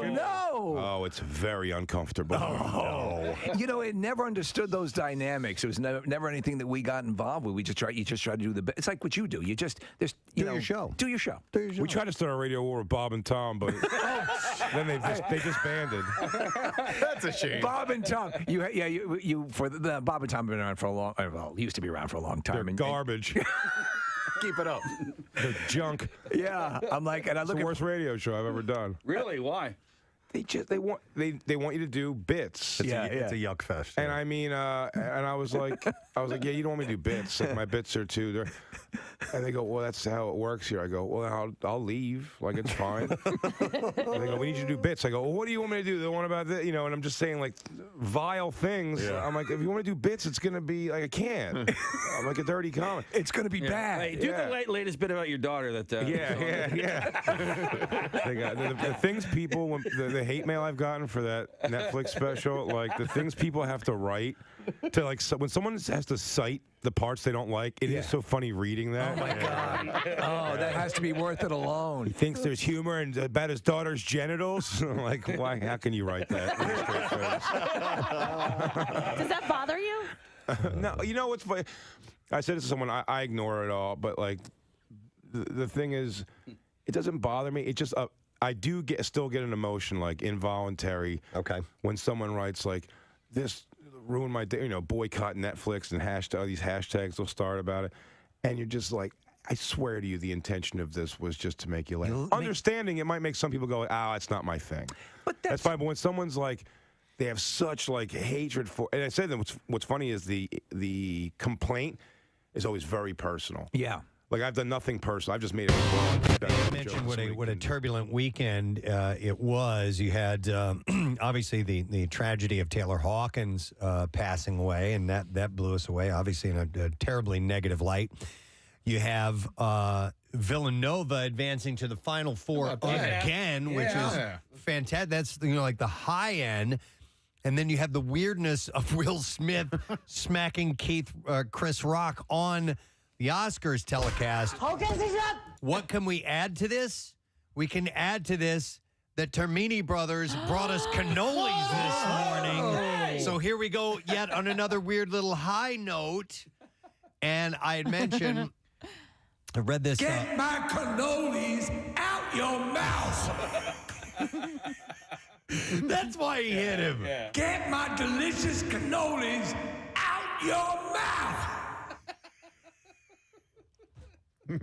That's the ad, right? I was telling Steve, I hope this continues. The get that out your mouth thing continues from Will Smith. Can we play that part of it again? After all yeah. If you could cue that up where he's had it, and then I'll tell you about Termini Brothers. But maybe it's here. I don't even know. All right, hang on a second. Greatest night in the history of television. You got to back it up a little bit. You'll see the bleeps. Yeah, I got it. All right, here we go.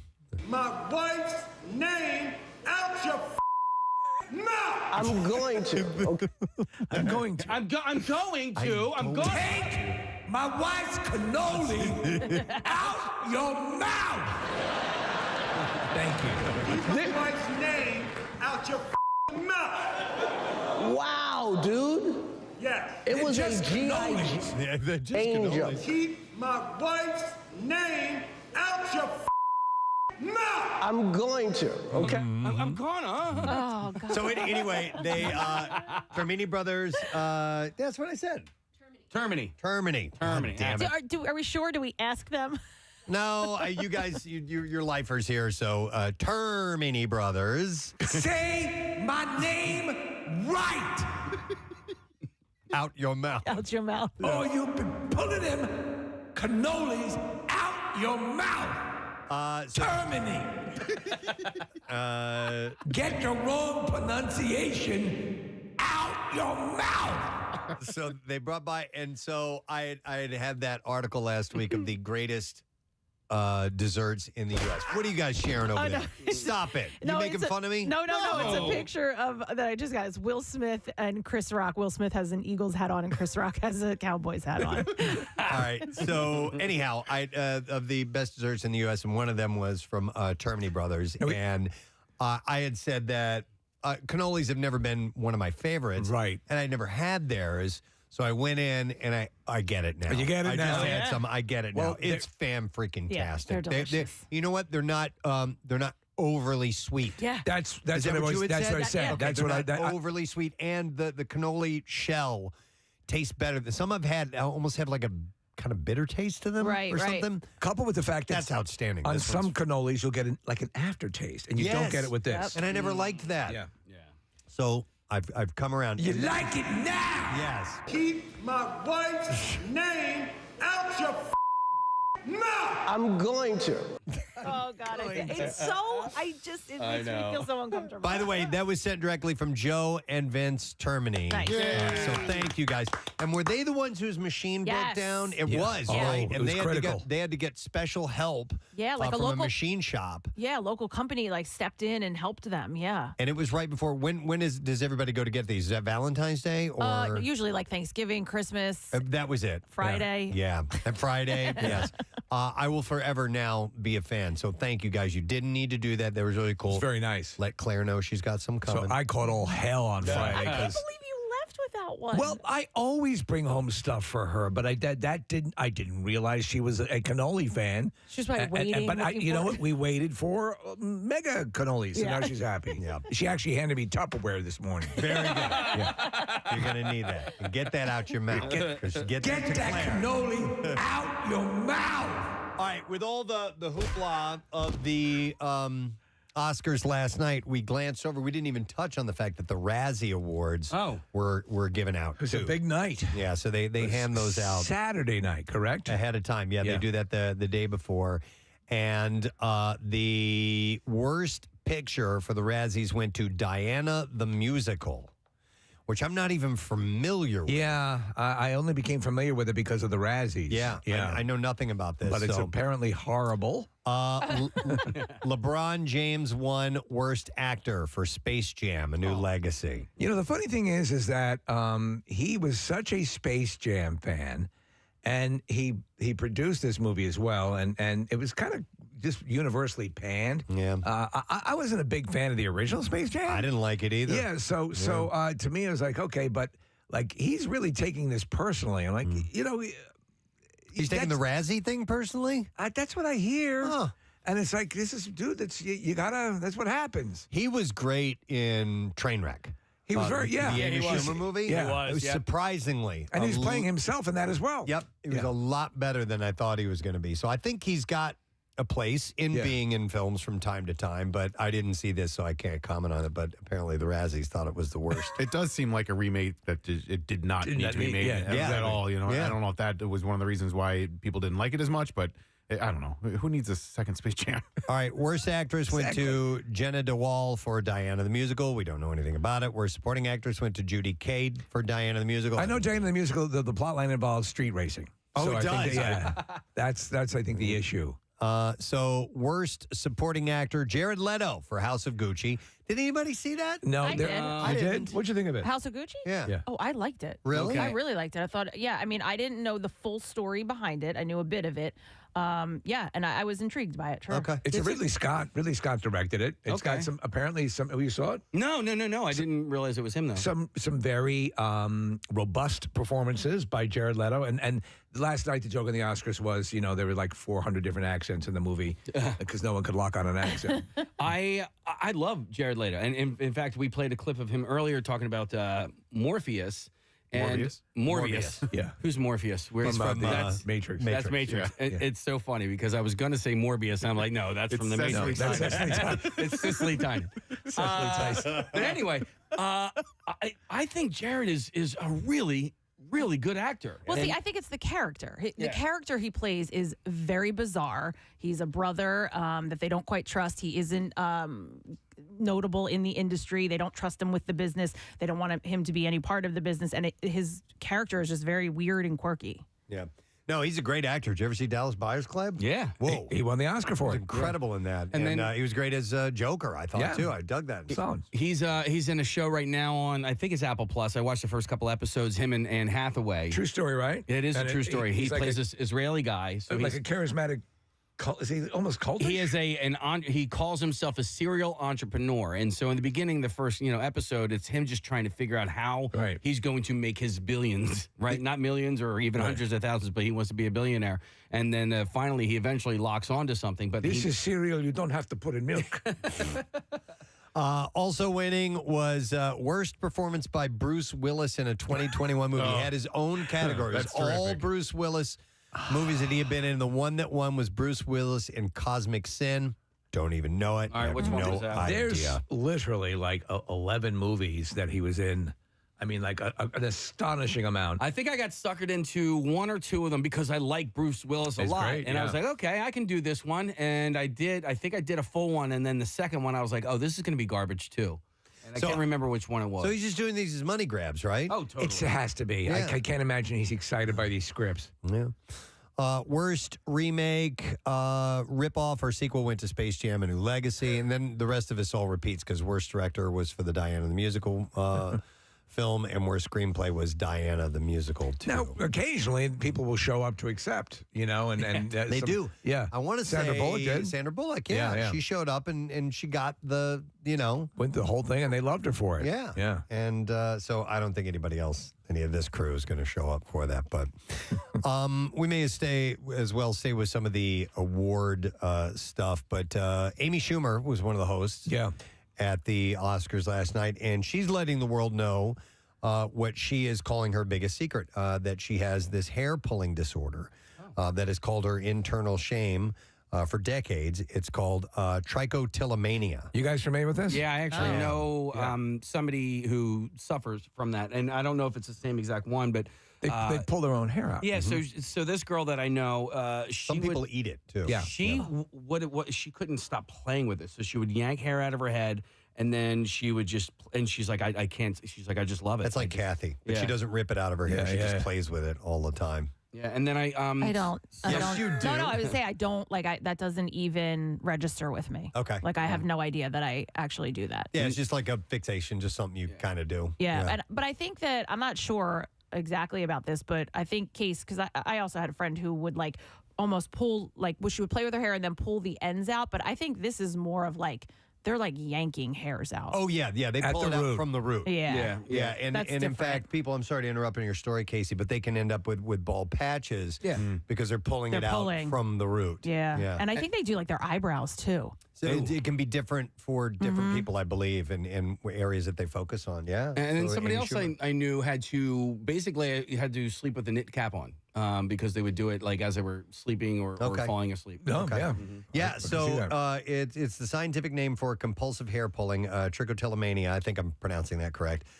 She says she's lived with that disorder. Get the wrong pronunciation out of my mouth. out your mouth. Sorry, Will.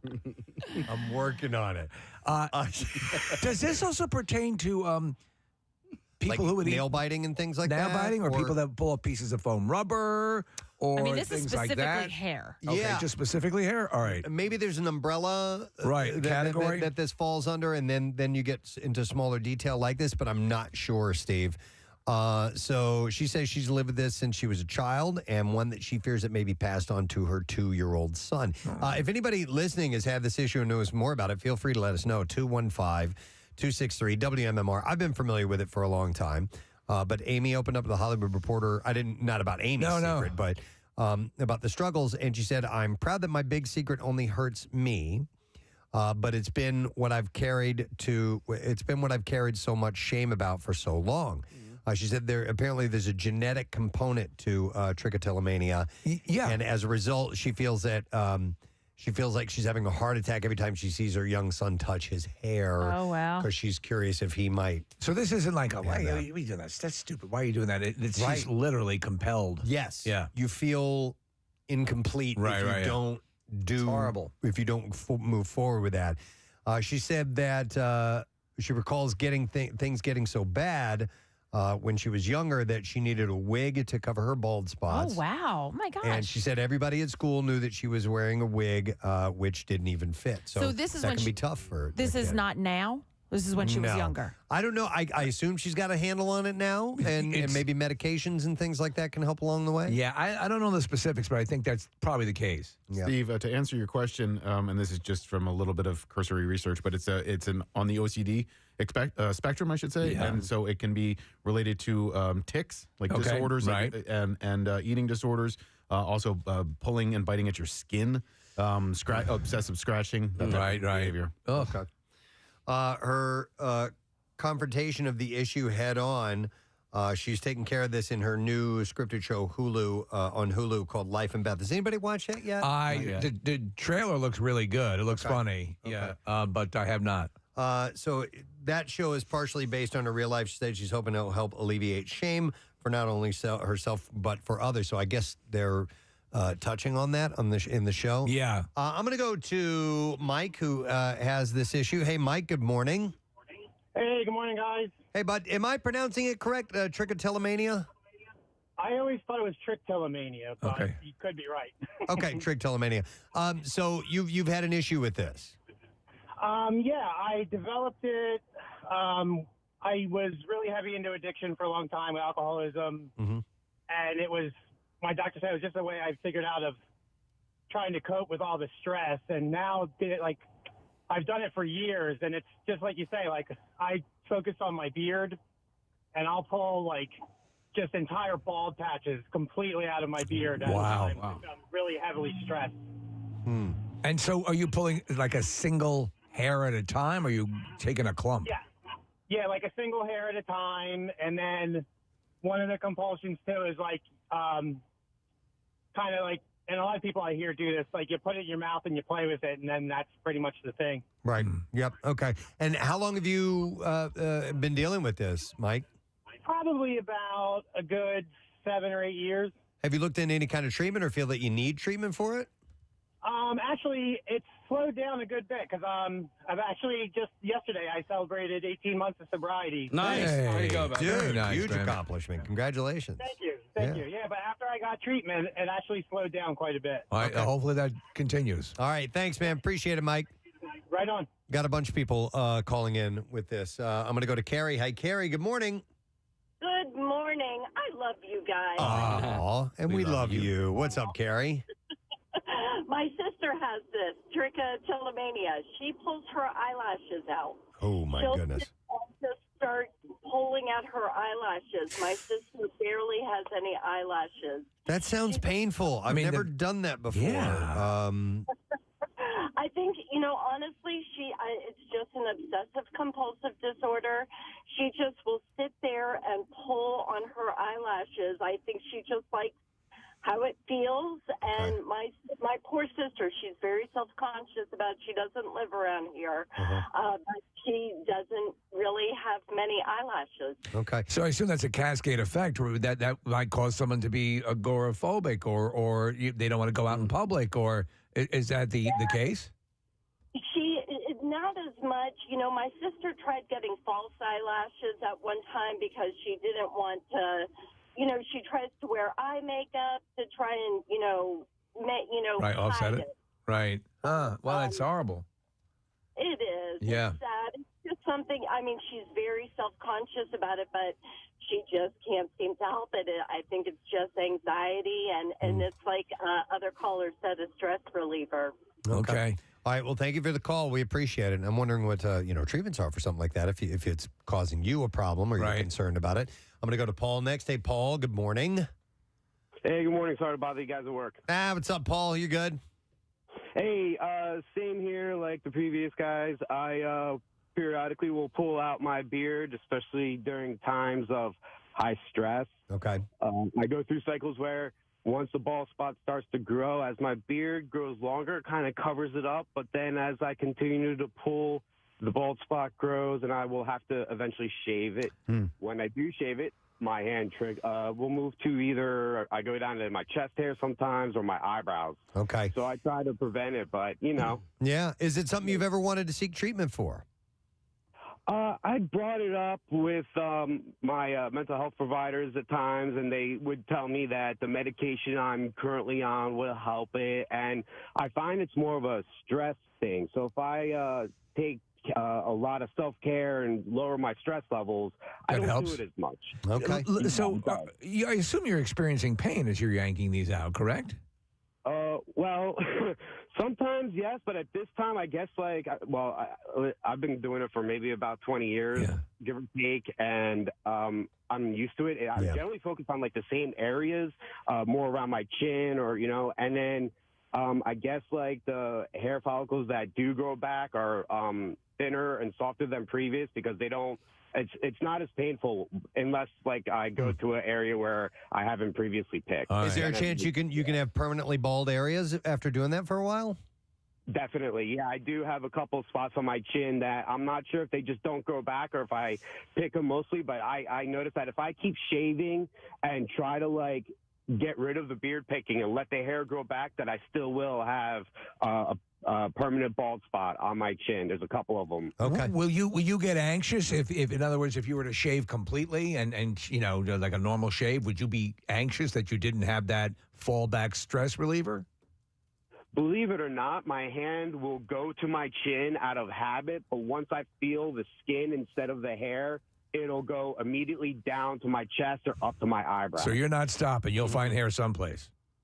Yeah, generally, if I'm like at that point stressed, then yeah, I'll probably wind up pulling something. I don't mean to be, but have you ever gone for the pubes? I mean, because it's a hair source. Yeah. Once in a, you know what? It's funny you ask. I got to answer. Once in a while, that has happened. Yeah, well, I'll find myself like, sitting there after a shower or whatever you without getting the detail, and then you wind up, hey, well, what am I doing here? Right. That's a last resort, Paul. Right. This isn't the right thing to do. Well, I hope it gets better for you. Thanks for the call, Paul. All right, let me go to a psychologist who treats trichotillomania. Hi, Shane. Good morning. Good morning, Gadzooks. Gadzooks to you, Shane. Okay, so you've helped people with this issue before? Yeah, both my wife and I are certified in CBIT, which is cognitive behavioral intervention for tics, and that is trichotillomania is a tic. Okay. Nick had mentioned that. Okay. Yeah, it's classified as something called body-focused repetitive behavior. Wow. So, all right, and I'm sure there's a variety of techniques that can be used to help people out. And are there medical or there compensating things that people can do? There are some medical interventions. There are some medications that seem to be effective, but therapy really is. You have to change the behavior. You really have to put something else in the way of the picking. Give someone else a coping strategy that does not involve picking. So your recommendation. Go ahead. Your recommendation would be to not immediately jump to a chemical solution and as you say, do an organic changing of the way you're approaching this.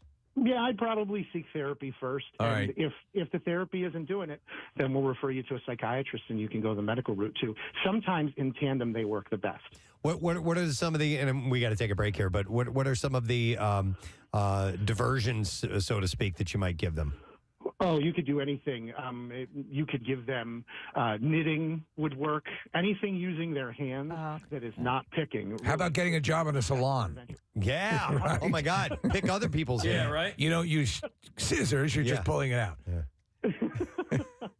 Yeah. I mean, it's got to be a weird thing. Is there an element that would be linear to like self-mutilation in this, like people who are cutters? They're really two completely different things, honestly. The tick is absent-minded. It's just a habit that is formed over the years to cope with things. And sometimes when you're doing it, you're not anxious about anything. You're just not thinking about anything. There's nothing doing better it. to do. Yeah. So. I can be like, nail biting can be for nervous reasons, and other times it can be just I'm just doing this. You know what I mean? Yeah, just something to stimulate. There's a circuit in the brain that needs stimulation, and that's why the behaviors repeat. It's like me with the mag light and the rectal thing. You can't help yourself. I can't help it. Shane, that's another thing altogether. Yeah, we'll set up a session with you and Steve. Thank you, Shane. Sounds good. Have a good one. We'll see you. All right. Where's anyway. the flashlight? But yeah, Amy Schumer. It's been her quote unquote, dark secret, and she's recently come out with the fact that yes, she has trichotillomania, and she hasn't commented on how she has a handle on it or anything like that, but it has been a problem in her life at some point. Interesting. All right. Well, thanks for your calls. We got to take a break. We're going to come back in a moment, and we will get to Bizarre File stories, and we have more on the way as well. New Word of the Week prize. I'll tell you about that when we get back. Stay with us. So we've had sometimes we're good. We don't get bombarded, but occasionally, like if someone will complain about something that I've done, I say, okay, but everyone has a personal thing that's their thing. You made fun of this, but did you laugh at this? But I did point that out. I wrote back to one person, and I was like, I'm not going to write back to anything else. Yeah. But the person if the person is thoughtful, you'll do it. Well, the transgender joke was the one that caught some heat, which I saw coming.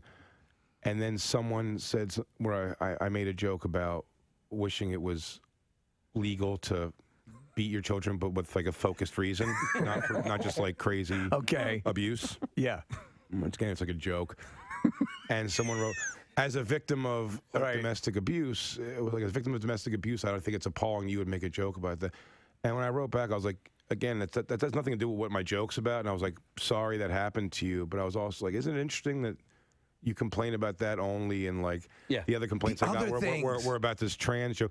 And I go, and both of you only complained about the thing that affected you personally. You know what I mean? Right. That person didn't go, and this, and then it's always like, it's just the one joke that hit them personally. And no one sees that before they start taking to the computer to be like, how can you say this one specific thing? And you're like, you got to either be mad at all of it or none of it. Right. Well, you're not out to hurt anybody. That's what gets missed. That's the bummer. That's the bummer when people get upset. You're trying to make people laugh. My thing was to make you laugh. Yeah, I understand that you might not laugh, but to have somebody go like, it's inspired you to go write like a 4-page letter to Netflix seems pretty like, it's awesome to some degree. What kills me, Jay, is that and we always bring this up.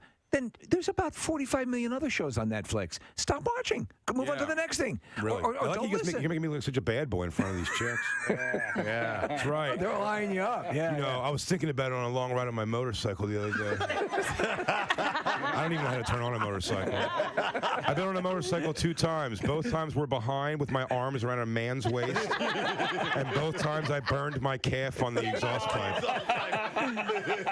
2 for 2. I think the most telling thing was you said, I don't know how to turn on a motorcycle. I don't. Turn on. Is that what we do? Do you turn it on? You start it up. You can make the sound. I know there's something where I have to go like that. I don't understand like the thing. It's all like the YouTube celebrity. No. A social media celebrity. I don't know how that kind of came out of nowhere. But sometimes like that Post Malone's got a song or two that like, it's producers though. It's smart. That the Cash Me Outside girl, I've gone 180 on her. We went from like just crapping all over to I'm almost a fan. I bought a new Explorer yesterday, and you have to name it. You have to nickname it in the Ford app. Yeah. And I named it Bad Baby. That's her name. That's her rap name. I love her. And isn't it Bobby? Like Barbie? Bad Barbie? No, Bad Baby. Okay, all right. Bad Baby. Okay. She is garbage, but I love her. I've picked sides in the Whoa Vicky, Bad Baby argument. Well, she's fighting now Iggy Azalea. Yeah. Well, Whoa Vicky. You want to put a good side by side? Look at Whoa Vicky and Lamb Chop. Remember Lamb Chop? Sherry Lewis's Lamb Chop. I just really dated myself for all these hot chicks. You guys remember William Cat from America's Greatest Hero? The Greatest American Hero. We on the bonfire we do a thing. There's Whoa Vicky and some dude she was hanging out with got into they insulted. They threw shade. Snoop Dogg. Yeah. And then came back with an apology video that's like 30 seconds long, and whenever we have to apologize in the bonfire, we had our producer like verbatim write it down. Their sentences. Can you play it, PJ? See if you can look that up. It's Whoa Vicky. It's Whoa Vicky apologizes Snoop Dogg. It is. There's sentences that go nowhere. It goes, nah, I'm saying because we don't even know be like when it come down. That's no exaggeration. Yeah. Okay. All right. Marissa's going to try and search that and bring that audio. I believe in Marissa. She can do this. At the end of the day, we respect Snoop Dogg because he a real OG, you know. Yeah, shout out to Snoop. Like I'm sorry for everything I said. I didn't mean it like that. I make people happy, like do funny videos. That's what I do. And I'm sorry for everything I did, like towards you and towards everybody that's with your shit, whatever. I'm sorry for everything. Yeah, for real. Like we really ain't know like what we was saying. Like it was really off for the camera, no cap. Like you know. All right, it ends there. And by the way, that's like twin speak. By the way, that's Yes, like when twins share a language. Yeah, nobody else knows what the hell they're saying except for those two. I have no idea what they said at all, but we have it written out. So whenever someone gets, and they get mad at us at Sirius a lot, but we always gonna go. I like to say to John Fugelsang, you a real OG. I'm sorry for everything I said and what I said be like, because it sometimes be like that, and then you know I ain't know what I says and that stuff, and you says. But we just like to say the name. He goes, I'd like to apologize to John Fugelsang. Say, man, sometimes. Our sincerest apologies to Radio Andy. I love the concept of John Fugelsang being known in the hip-hop community. John Fugelsang. All right, thank you. Big J. Okerson. Let's hear it from everybody. Thanks, bud. Love you guys. Thank you so much, man. The holidays are nigh, and Meghan Markle is about to celebrate her first Thanksgiving and Christmas as royal. But by all accounts, it's going to be pretty weird. Sparkle Markle? Well, first up, Thanksgiving. Some question whether the American-born Meghan will be allowed to celebrate the holiday, seeing as it commemorates that time many English-born pilgrims set forth on a long and dangerous voyage to flee political and religious persecution in their homeland. I thought she and the royal family were going to go visit with the dad here in the States. Last year, Meghan celebrated with her mother, Doria Raglan, in California. What's going to happen is to be determined, but the Queen reportedly hasn't forbidden the celebration by royal decree, and Meghan and Prince Harry don't have any events scheduled for the day, so she may be indulging in turkey and stuffing behind closed doors. Now, for Christmas, meanwhile, we want to hope she doesn't eat too much gravy because, listen to this. I've never heard of this before. All right. She will have to be weighed before her Christmas meal, per a juicy new report hailing from the royal expert Ingrid Seward.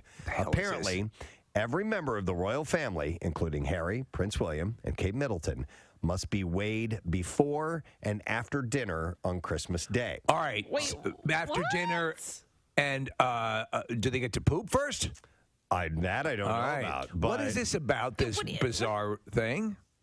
It's a tradition. Okay, apparently the Queen asks guests to weigh themselves to ensure they're being well fed. Oh, okay. And once weighed, the guests must enter the dining room in order of seniority.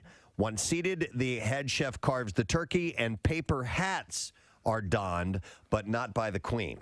So everybody has to wear wearing our paper hats, and it's so much fun. Where is the scale so we can see if we've put a lot of food into our tummies? Oh, look, and I folded a flap on my paper hat. Oh, what fun. So much fun. Yes. Later on, we'll go out to a pit and murder some peasants. Oh, my God. Damn. I've seen the paper hat thing. Christmas. I love Christmas. For the annual slaughtering of the peasants. In a pit. In a pit with our paper hats. And the one who catches my paper hat will be spared. Oh, that's a nice tradition. Merry Christmas. Merry Christmas to you and your family. Congratulations on your adroit paper hat catching skills. Oh, my God. You're free to go. Now for the rest of them, line up.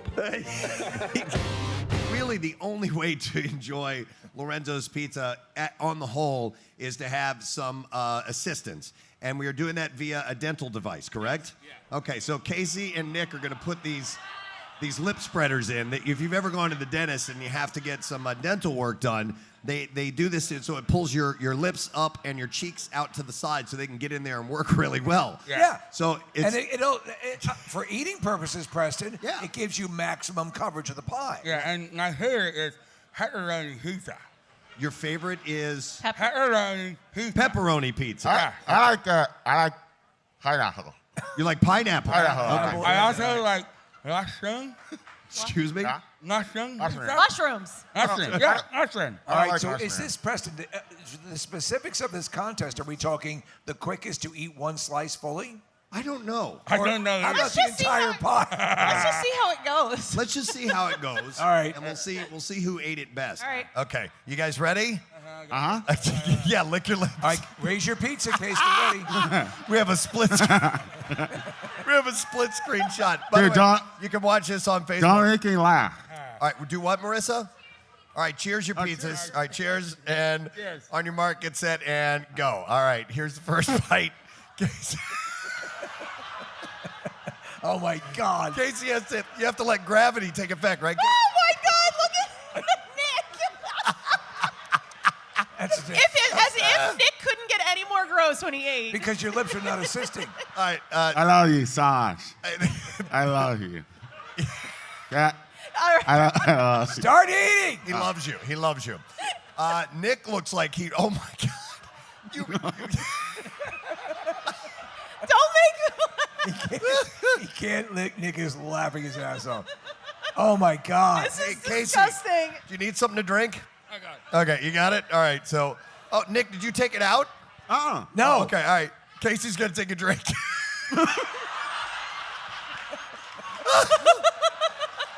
It's like a sprinkler. It's disgusting.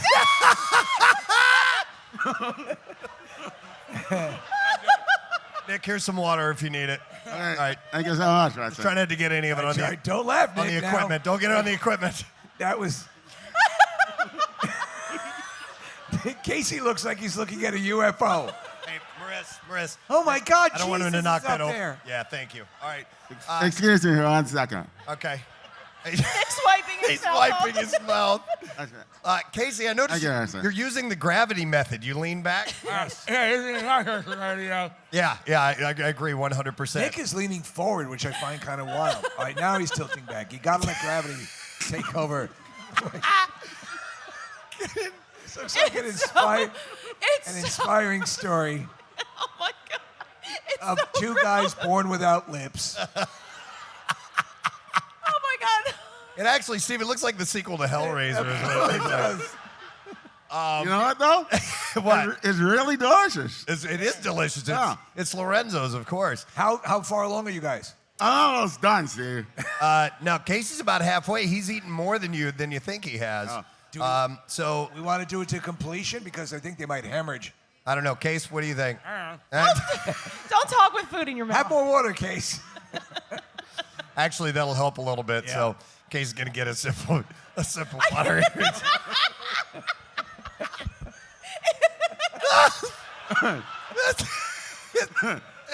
Kathy. Do I have anything in my teeth? I'm sorry we're doing such a visual thing on the radio, but man. this is just hilarious. Casey, This is my favorite sweatshirt. it's his favorite sweatshirt. Did you get some on your favorite sweatshirt? Damn it! It's an absolute mess. I tell you what. It makes you really appreciate. Keep going. Oh, it fell out. I know they kind of slip out every now and then. What? I have no They idea. kind of slip out every now and then. They slip out of your house. slip this- Yeah, slip out of there. Every now and then. Say? You say? Yeah. My dental.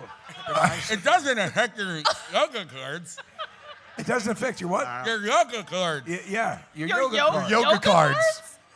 Yoga hearts? What? Yogurt hearts. Yoga cards. Oh, your vocal cords. I thought you said yoga fans.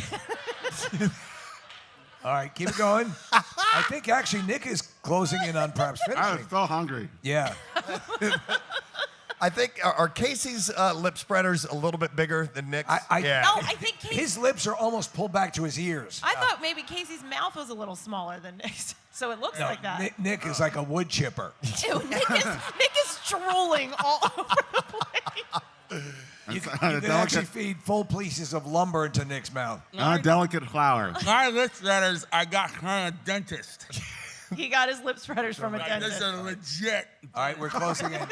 You know what, though? I would pay good money to see Kathy do this, to be honest. Oh, that, I would pay with her perfect teeth. good money. That's a pair. They're clean. All right, just going to put them in. Why not? And have at least a bite. All right, Kathy. Oh, I can't believe you agreed to do this. All right. All right, she's taking a bite. Let's see. Kathy's teeth are perfect. Look at They are perfect. They're absolutely perfect. This is like that special prom night, Kat.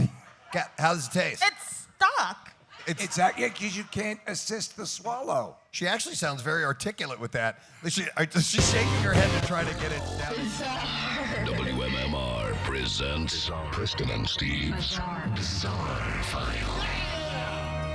All right, brought to you this morning by Natural Lawn of America. It is safer for your lawn, kids, and pets, and you can schedule their full-service program and get free seeding every single year. Call 800-FREE-SEEDS. Natural Lawn of America, greener grass, fewer weeds, guaranteed. We had some people do some crazy stuff over the weekend. We hit that already in the first Bizarre File, and it continues in this one. This is scary, man.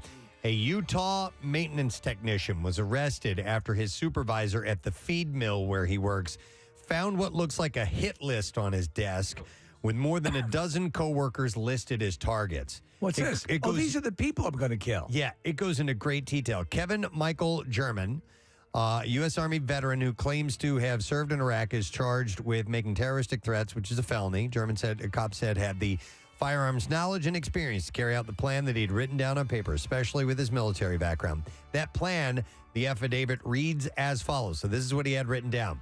Bring 9mm with 3 clips equals 36 rounds. Bring 9mm assault rifle with 2 extended clips equals 20 rounds.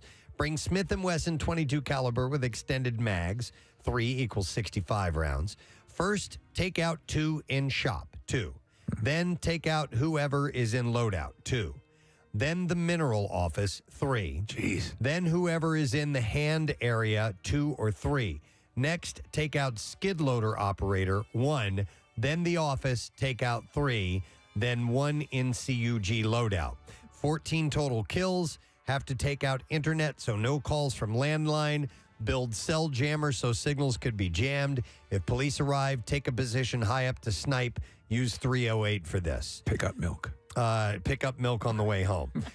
German called out sick on Thursday, after which his manager discovered the note and called 911. Well, that's a specific plan there. The affidavit said Jeff stated that Kevin had been acting strange lately. Jeff stated that Kevin has been wanting to work alone and said that 2 days ago, Kevin flew a drone around the work area. Jeff stated he then received another call from Kevin, and Kevin stated he was feeling better and wanted to come to work. Jeff stated it's not normal behavior. Police are currently sitting in front of Kevin's house and witnessed Kevin exiting a vehicle not registered to him and entering his house. Police got a warrant. They searched his home and vehicles.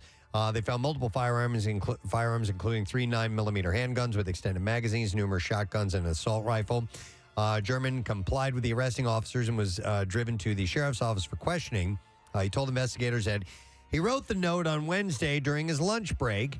He tried to explain that he was, quote, thinking about what would happen if they had a mass shooting, and said that he had recently read an article about mass shootings. However, German insisted that the note was, quote, just words written on a piece of paper, and that he hadn't actually prepared for a mass shooting. Kevin, I have to say, I am impressed that you wrote your murder list on your time. We think your management material. At the same time, police stated in the affidavit that German had knowledge and means to carry out the attack as he had written it. He's being held without bail as a substantial danger. I mean, that's a full plan. That's a guy. Everything. Could have done it. He could have, and had somebody not stumbled across that, we could have been hearing about. Thank God he left it out on his desk. Jeez, what an idiot. All right, how about this? 3 boys in Bolivia learned the hard way that with great power comes fevers, tremors, and muscle pains as they try to inherit the powers of Spiderman by letting a black widow spider bite them. Oh, come on. It's like the commercial, what is the insurance commercial where he attempts the same thing and ends up on a gurney. The boys are 8, 10, and 12 years old. Oh. Fortunately, they didn't succumb to the incident and were released from the hospital a week later. Sans superpowers. Yeah, they should have exposed themselves to gamma radiation, Preston. Right. According to a report from the Ministry of Health, the 3 boys were herding goats when an 8-legged inspiration struck as they discovered a spider whose black and red markings reminded them of the superhero. Unaware of the creature's potent venom, they decided to poke the spider with a stick in an attempt to goad it into biting them. The angry black widow took the bait and bit all 3 boys who were later found crying by their mother. They left out a critical aspect of this whole thing. Was not that spider irradiated? Right. They didn't know. She rushed the boys to a nearby health center where, as no medication seemed to be improving their condition, it was determined that they should be transferred to a hospital. By the time they reached the hospital, they were experiencing fevers, tremors, and muscle pains. Am I Spiderman yet? After a week of treatment, the boys were eventually discharged from the hospital and sent home to recover from their less than marvelous adventure. Officials reported the incident as a lesson for parents to be careful because for children, everything is real, movies are real, dreams can be real, and they are the illusion of our lifetime. So they got lucky. It could have killed them. If they left untreated, it could have killed them. All right, here's a follow-up story from this crazy story last week. The boater who rescued a jet skier from drowning in South Carolina Lake and then fatally shot him had no choice after the man went berserk. The victim's friend told investigators this guy had to do it. Okay. So the guy, the girl that was with this guy even said, well, here, she said, her name is Hannah Ayers. She was 19 years old. She said nothing worked. Speaking of trying to calm down Drew Morgan. And she said John had to just shoot him. She was talking about the stranger, John Dotson, who was 74 years old. She credited him with saving her life after she and Morgan fell off a jet ski. So the sheriff's office previously announced that Dotson would not be charged with Morgan's death. Ayers said that Morgan became belligerent and violent as the Good Samaritan who was fishing with his wife, Deborah, spotted the pair struggling in the water and pulled the two onto their pontoon. She said, Drew is my friend, and I will mourn him as my friend. But I will never understand the way he was acting that day. It's like a demon possessed his body. In my eyes, there was no question that John had to shoot to protect himself and his wife. Well, that's the friend saying that. Yeah, she said he will be my hero for life because if it wasn't for him, I would have drowned in the water that day. Harris told investigators that Morgan had invited her to go jet skiing and look at waterfalls that day. But when she met up with him, he was clearly drunk and slurring his words. Morgan began speeding on the jet ski and took a sharp turn, ejecting them both into the water. Neither of them had on life vests. And apparently she was a poor swimmer, which is pretty dumb to be on a jet ski without a vest on. But she could barely stay above the water as the jet ski had circled nearby. The Dotson spotted the pair in distress, rescued them. Then Morgan became agitated, cursed at the couple, then shoved the elderly wife, all while demanding they take him back to his jet ski. She said there was snot and foam streaming from his nose and mouth. I don't like snot. A wild melee ensued, and Morgan choked John and Deborah Dotson as he tried to take control of the boat, breaking the kill switch and making the vessel inoperable. All Drew cared about was getting his jet ski back, Ayers said. She started hitting Morgan to get him to stop assaulting the couple, and finally, she shoved him off the boat. His friend. Was her. All right. All right.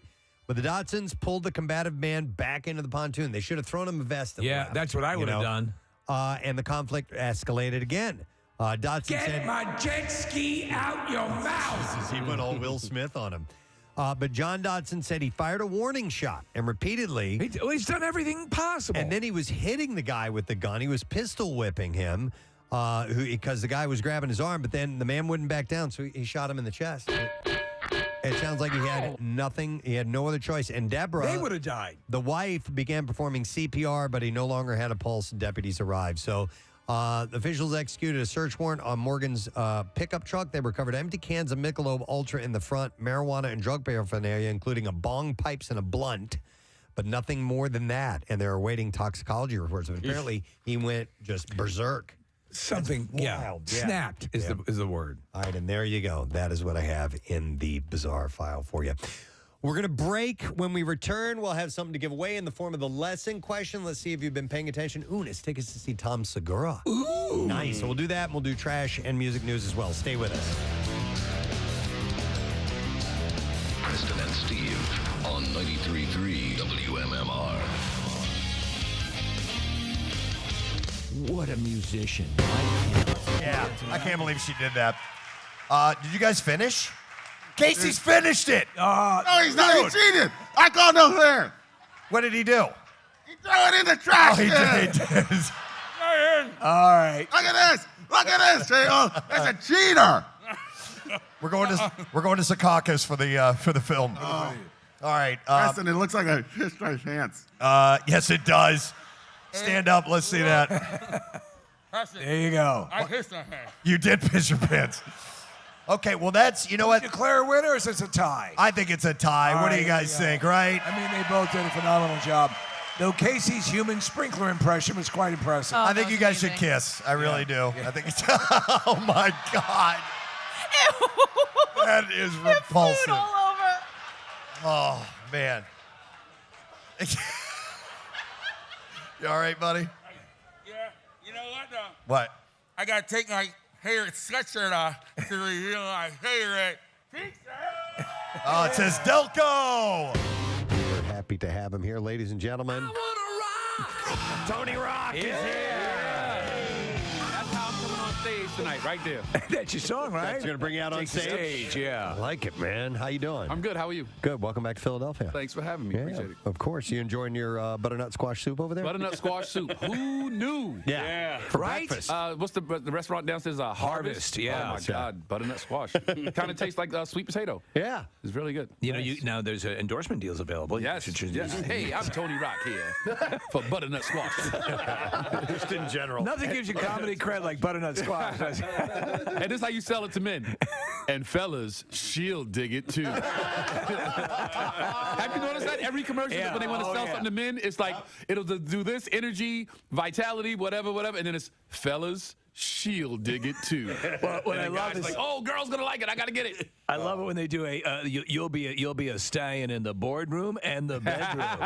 They did like those the Just for Men hair color things. Oh, So I used to color my beard because it's totally different color than my hair, and it turns out I was allergic to it. So I get these rashes on my face. But those commercials were like, ladies will love it too. You'll have a rash on your face, but chicks will dig it too. Yeah, I'd do it in a heartbeat, man. That's funny. Wow. So you're in town. You're doing Helium Comedy Club. We are happy to have you back here.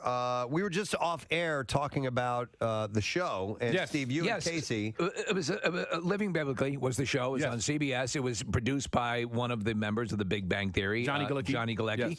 And I thought, and Casey thought as well, it was based on a popular book about a guy who decided to live a year of his life based on the Bible. Like 100% according to the Bible for one calendar year. Yes. Right. And so you were in the cast. I thought it was a solid cast, likable ensemble, a fun show.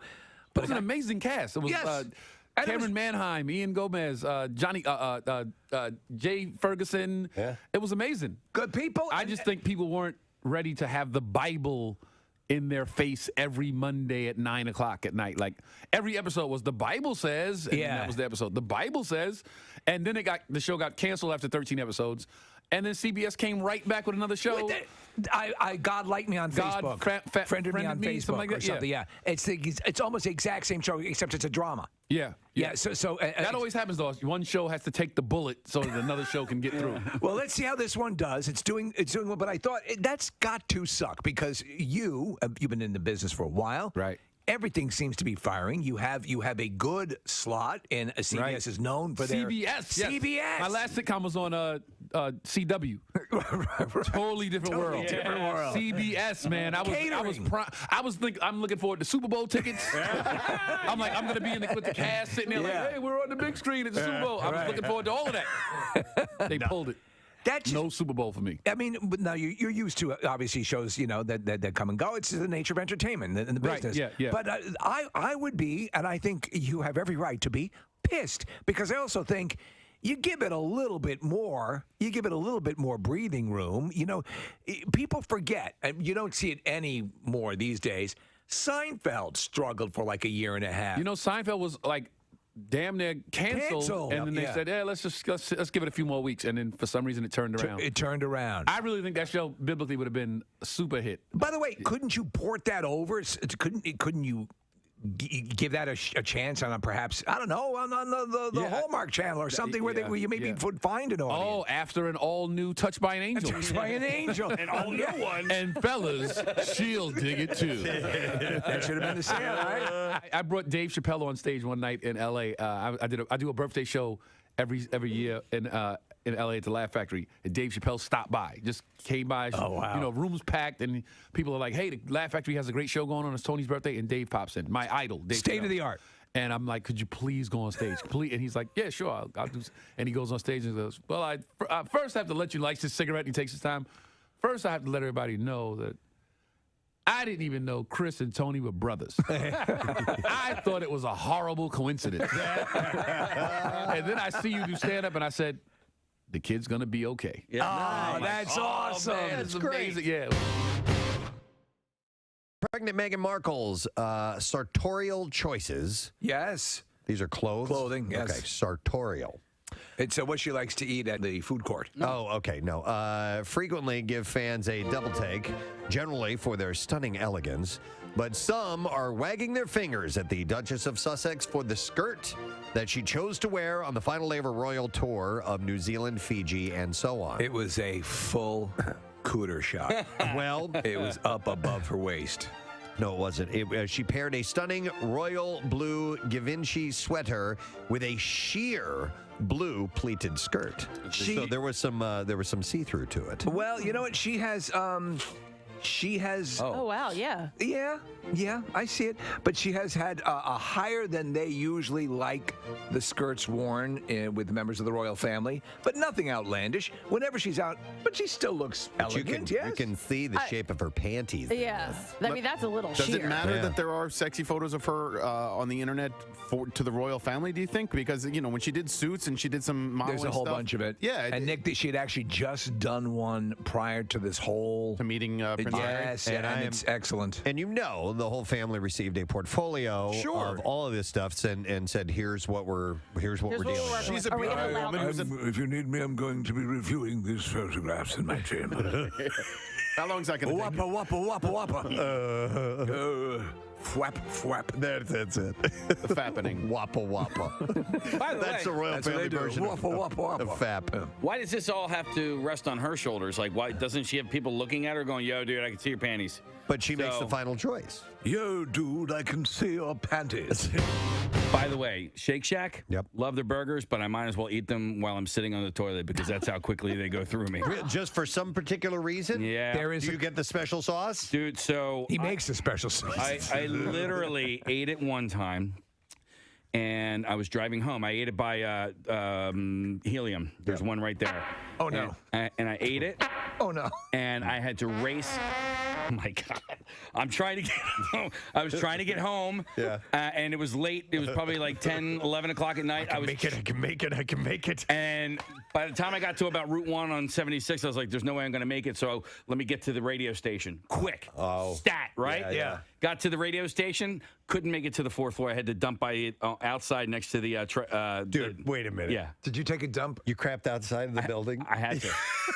How long ago was this? This morning. God. Kathy, I it was either that or in my pants. What do I do? Sometimes I don't know. Right? So I had to do it next to the...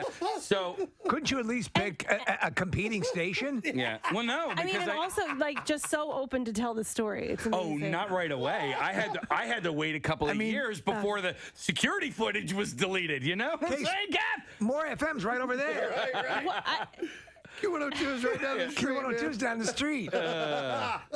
You crap there. Oh, my God. The story does get a little bit better. Funny. How? How could it? How?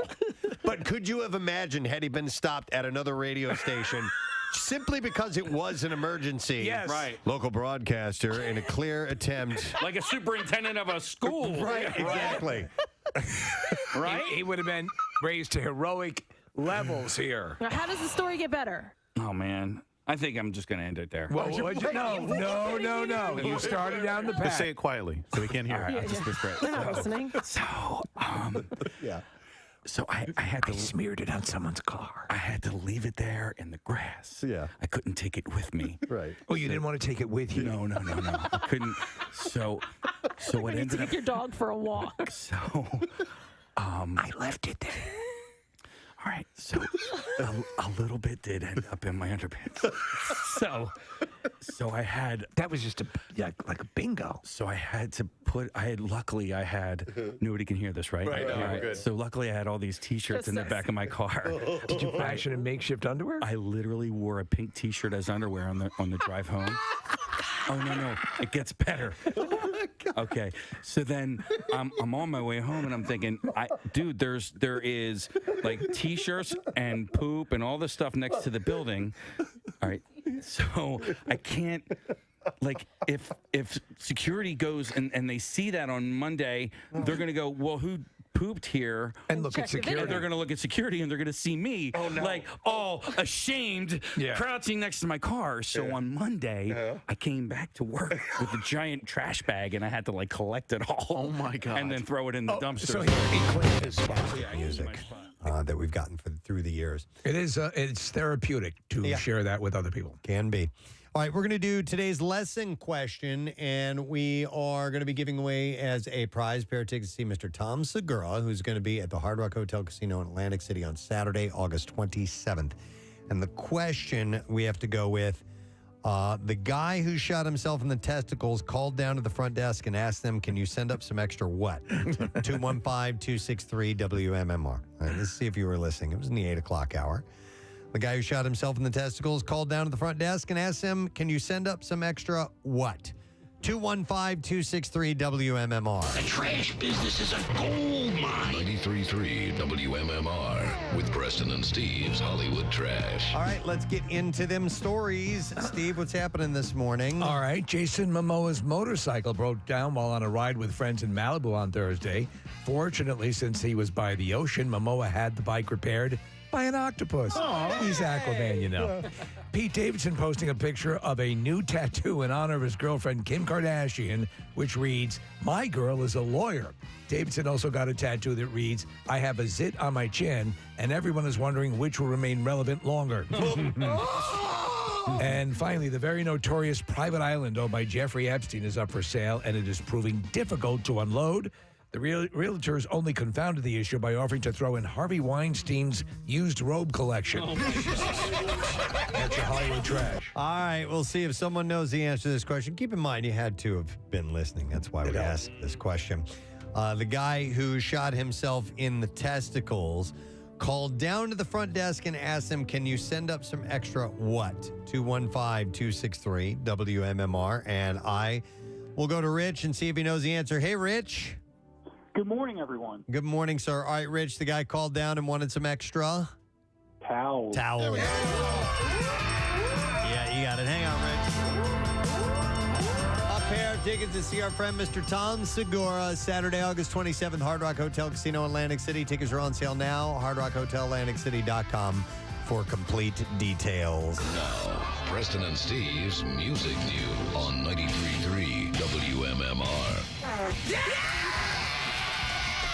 Blah, blah, blah. Brought to you this morning by King Shooter's Supply, indoor range, now open Sundays, 12 noon to 6 p.m. in their full-service gun store. You can buy, sell, trade, all sorts of accessories. In addition to an indoor range with classes and training, King Shooter's King of Prussia. So we're going to start with Taylor Hawkins, obviously, and the fact that he was pronounced dead over the weekend, Friday night into Saturday morning. And as of now, it appears to be an overdose. He was 50 years old. He was found dead in his hotel room in Bogota, Colombia. The van was booked to play that night, according to a statement issued by the official office of Attorney General of Colombia. After preliminary toxicology reports, the report found 10 substances, including marijuana, tricyclic antidepressants, benzodiazepines, and opioids in his bloodstream. The Secretary of Health was quoted as stating an ambulance was sent to the band's hotel and that Hawkins was suffering chest pains. So do we know conclusively that you said that he was found dead there, or did he make it to the hospital? It didn't say in these stories, but he was, all I know is he was suffering chest pains. They started working on him at the hotel. He is said to have had a heart that weighed double that of men his age, weighing at least 600 grams, double the average of 3 to 350 grams.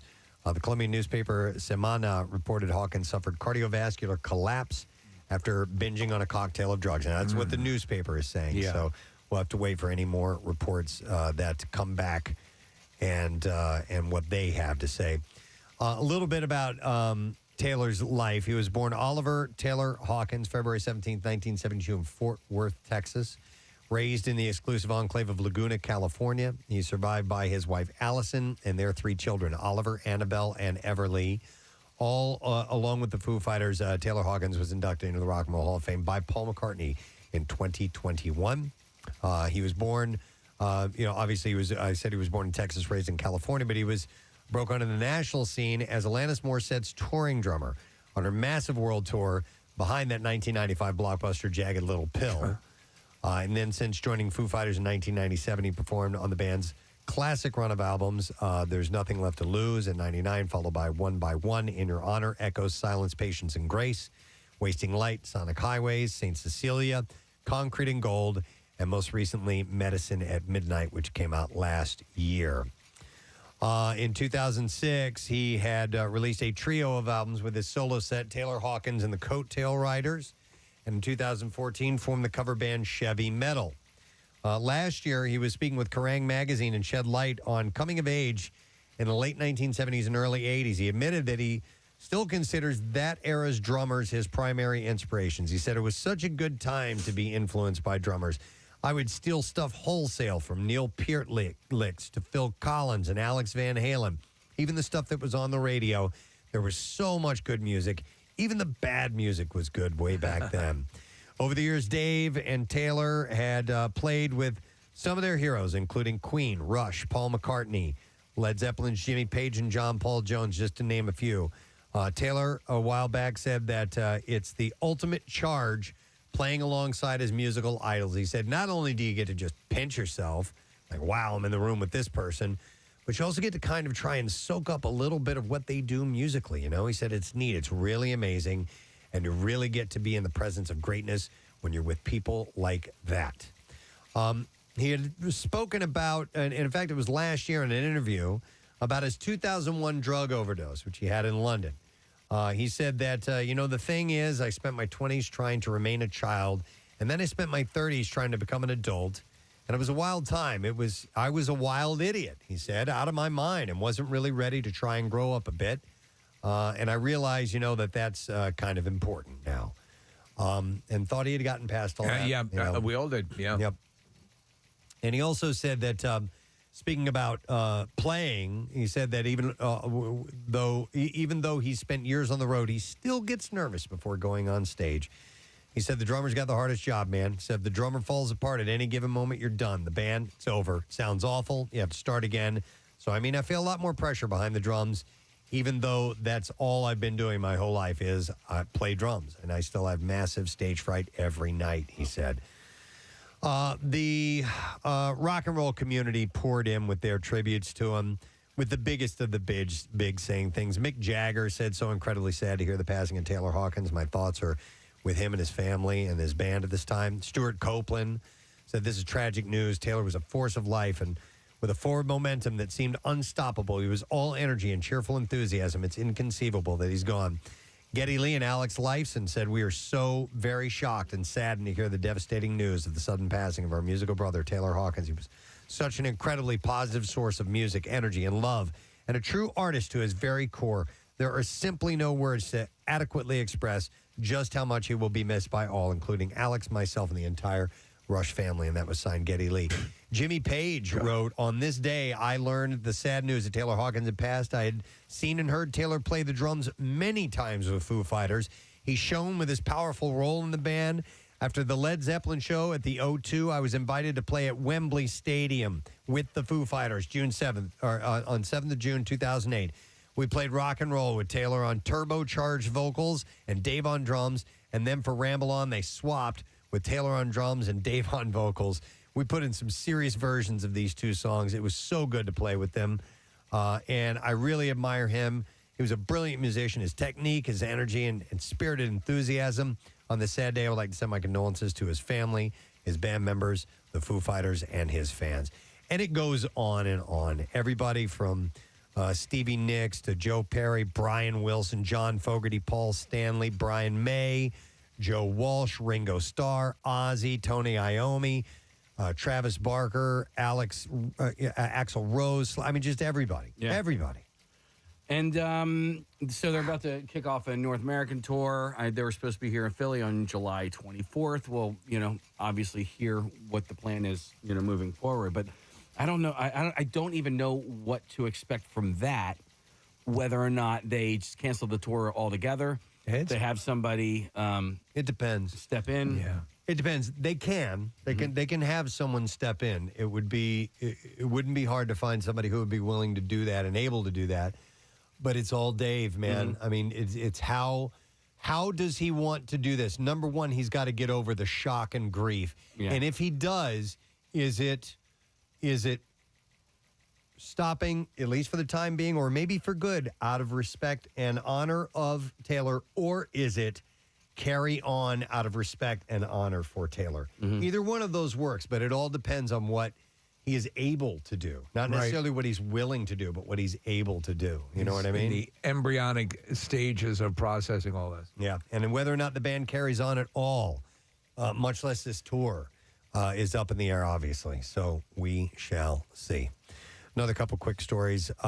This was kind of weird. A tour bus on Korn's current U.S. tour with Code Orange and Chevelle was reportedly hit by a single bullet last week in Davenport, Iowa. The three bands are playing Saginaw, Michigan on Wednesday before having a day off on Thursday, or they were. And according to TMZ, the bus was struck by a bullet outside of a hotel in Davenport. They must hate this bus. A source said that the bullet went through the bus's exterior and landed inside the cabin itself, but no one was on board the bus when the shooting occurred. No further details. Someone doesn't like these cans of oil. It's from the jerk. I love it. Shinedown announced the Planet Zero World Tour with special guest Jelly Roll. I think we already mentioned this. Didn't we already release that? Sounds really familiar. Yeah, I always like to hear the word Jelly Roll. And John Harvey. And tickets are available now, livenation.com. They will be playing Hershey on April 15th, and they will be playing the Waterfront, what's it called again? Waterfront Music Pavilion in Camden on September 11th, by the way. So if you did not know that, the information is now available. And this was sad to see, but Genesis is done. Yeah. The legendary band played its final show on Saturday night at London's O2 Arena. Although co-founding frontman Peter Gabriel was in the crowd and visited backstage with Phil Collins, Tony Banks, and Mike Rutherford, he never took the stage. That would have been cool. It would have been. It's really cool that he was there at least. I thought they still had tension amongst them. That had gone away. I may be wrong. Okay. And I think the more the thing was that, Gabriel has his own thing, and Genesis sans Gabriel reached its highest commercial success. And so it was another thing. Yeah. I kind of think, and maybe out of respect, maybe Peter did that. I don't know. It's possible also to overshadow. And I guess the band that maybe you do that, if you're going to do it 2 or 3 dates prior to the final show, and let the final show be all about Genesis. And then one last story. This was weird. Married Talking Heads co-founders, drummer Chris Franz and bassist Tina Weymouth, revealed they were involved in a head-on collision with a drunk driver 2 weeks ago. Uh-oh. Franz posted on Facebook that he was struck head-on by a drunk driver who was driving on the wrong side of the road. Weymouth is recovering, having suffered 3 fractured ribs and a fractured sternum as well. That's pretty serious. Yeah. He said, Tina's in a lot of pain, but she's going to get better with time. I give thanks to our guardian angels and to the Ford Motor Company for building a car that protected us from getting killed. There's your commercial. Steve, recently I watched Stop Making Sense. Yes. I'd never seen it. I'd seen parts of it. I watched the whole thing. Right. It is fantastic. Yeah, I've seen it a number of times. I found it on a streaming service on demand, and like I said, I'd seen some songs performed, but I watched the whole thing. With the big coat and the whole, the jacket and all that stuff. It was wonderful. Great. Just musicianship-wise, it was excellent. Tina Weymouth is a much better bassist than I realized. So, if you get a chance and you've never seen that before, it's a real awesome live musical performance. It's not just a concert. It's a little more than that. All right, and there you go. And that will wrap our music news. Let's take a break. We'll come back in a second. I told you I'd tell you about the Word of the Week prize, and I forgot to do that. 4-pack of front row tickets for and also the pit passes for Monster Jam, April 16th at Lincoln Financial Field. So we'll get the letter of the day for that when we return. Make sure you stay with us. We'll be right back. What? Freaking Shake Shack. No, Shake Shack. No, not Five Guys. Don't you talk They're bad about- fine. Yeah, they're fine. Where in the building was it? On the over By at the loading docks. You unloaded. Yeah, And I I'm had to go. What's that? Why didn't you come inside? He couldn't get in. I couldn't make it. I couldn't make it. I do. Believe me. I'm not. This is not a proud moment here, Kathy. Yeah. Though you would assume it could have been a proud moment. Yeah. I mean, I'm glad you came back, and that's noble. Yeah. Well, I mean, it wasn't necessarily noble. It was self-preservation. The last thing you wanted is that footage to end up. But what's worse, the footage of you doing it or the footage of you collecting it back up in the bag? They watched both and they were like, okay, well, he came back and cleaned. You know, we'll erase this. All right, so you should eat your hamburger upside down. On the toilet. That's what we got. That's all I noticed. I didn't. There's notice. That's it. I can't top that. No, it ends there. I will not be able like to. Like a derailing train. Right. So nobody heard that, right? Nobody heard that. People magazine is named its 2018 sexiest man alive. Yeah. And it is Idris Elba. Oh, Kathy? The British actor says the honor has given him a boost of self-confidence. What do you think? Do you are you an Idris Elba fan? Pull up a picture. Okay. You don't remember? You don't know what he looks like? No, I do, but like, let me just look at. Let her drink him in. Yeah, I don't like. Is that the picture they use? Let her take a sip of that chocolate. Yeah, milk. that's from people.com. I don't love the picture that they use. I wish they used a different picture, but yeah, no, he's good looking for sure. He was surprised after being crowned this year's winner. I was like, come on, no way, really? He told the magazine. You guys. He said, look. Here, there's the cover picture. Yeah, he's kind of like he's like Lovey. Well, like Lovey from Gilligan's Island? No, like not where you would look at some of them and be like, oh my God, he's so hot. Like this guy's like, he probably would give you a good hug. Part of it is his voice and his demeanor. He is planning a wedding with his fiancee Sabrina Dahor. No. Yeah, well, I don't Sabrina know. Dahor? Dower. Dahore? Dahore. Dahore. Oh, you mean Dahor? Dahor. It's all the same letters. Who are you marrying? Sabrina. Oh, Dahor? Dhowre. No, not Dahor. If you move the W to the beginning or in between the D and H, it looks like Dahor. No, it's Dahor. Dahor. Dahore. No. Anyhow, the actor has I'm not marrying a whore. a 16-year-old daughter named Isan and a 4-year-old son named Winston. What a great name. Yeah, I almost like named my that. dog Winston. From previous Let him know. relationships. Elba told people about his upbringing. Yes, Idris. My name is Casey. I produce a show in the States.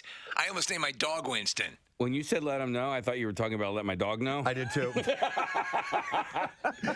Come here, buddy. Come here. You're almost Winston. Reggie, I almost named Dog. I don't understand what you're saying. We begin Wigapalooza. I'm very excited. If you just tuned in, we talked about this a while back. What would Steve look like with a head of realistic human hair and not goofy looking wigs? Actual hair. We want to see what Steve would look like with a realistic looking hairstyle. These wigs are usually fitted to people's heads, so Steve's got a bigger head. I actually thought his head was a little bit smaller than that. Should we bring him in? Yes. All right, let's have Steve come in and see what the actual. Wow! Dude, oh my God! You haven't seen it? Kathy's got to have a mirror. Get the big mirror from the office. Steve, you look better bald, man.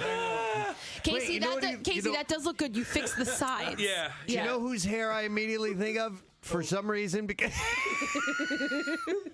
Oh, Jesus Christ. He looks like Danny Briere's hair for some reason. Wow, Am I not wrong about that? That's Danny absolutely Briere, right. formerly of the Flyers. No, What? Who are you thinking of? Here, move your microphone over, Steve. So I can... from bachelor party and Adrian Zemed. Yeah. Wow. Hey, how It's come the no side profile that I love. I guess you have to. Well, I look like a 60s pop star. Hey, everybody. Yeah. All right. Anyhow. This is one that's for the ladies. Yeah.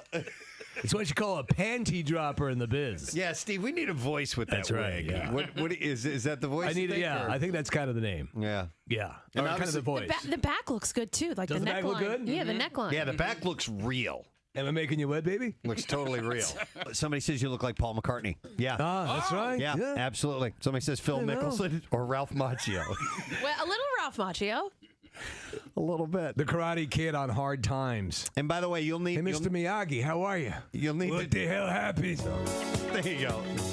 Yes, Steve's doing the dance moves. And we'll put. I could walk you home. Makes me feel fine. Oh, Steve. The hair. Oh my God.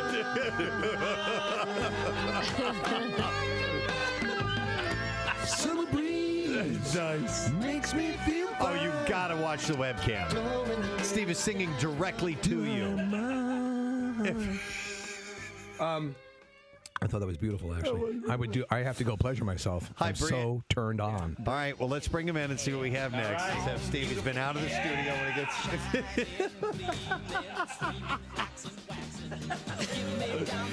Okay.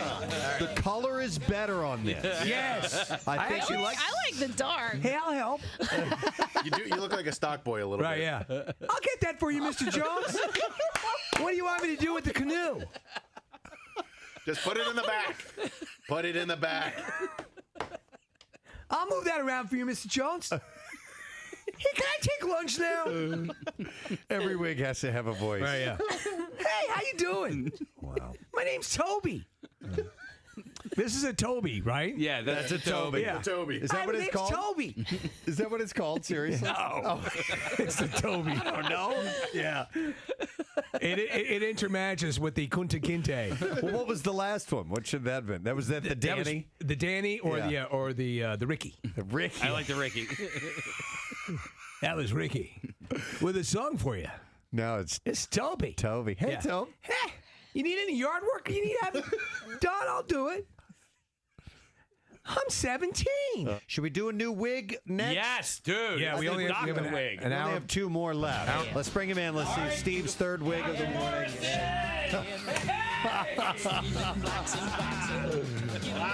Wow, man. It is the best one. Yeah. Yeah. Steve, and that's real hair. What's that? A little bit of gray. Just a little salt and pepper in there. Yeah. That looks good. I think he looks like I think I'm ready for the boardroom and the bedroom. I think Richard Gere, maybe. She said she gave me 3 options: Richard Gere, Regis Philbin, and Eddie Munster. What? With the 3 hairstyles. Well, the one style we had going at first, he looked a little like Eddie Munster. It's all sewn Do I in. look like in the Cialis commercial? I say the man with the plan. Yeah. Yeah, you do look like the man with the plan. Yeah, putting some more wind in my sails with Cialis. Oh, is this the voice? Yeah. What's kids, we're gonna go mountain climbing and rappelling. And I can get aroused too. What's a good name for this hair? First thing that comes to your mind. Chet. Yeah, that's good. I like that. Chet Wainwright. All right. Dr. Chet Wainwright? Dr. Chet Wainwright. PhD. Yeah. What are you a doctor? Not DDS? Gynecologist. Of course. It The would be ladies anything are else. stacked too deep All out right, there. now put the headphones on, and we'll see if this because Radio chat. Steve doesn't have sideburns. I have and so no that's the sideburns, one thing no that looks a little eyebrows. odd. What happened music was from that Foo Fighters coming up in a little while. So no guests to thank on the show today. So I'll get that out of my mouth, and I won't mention that ever again. Get the guest names out your mouth. Keep my wife's name out your mouth. I will. I'm going to, okay? That was it. All right. Okay. Thank you.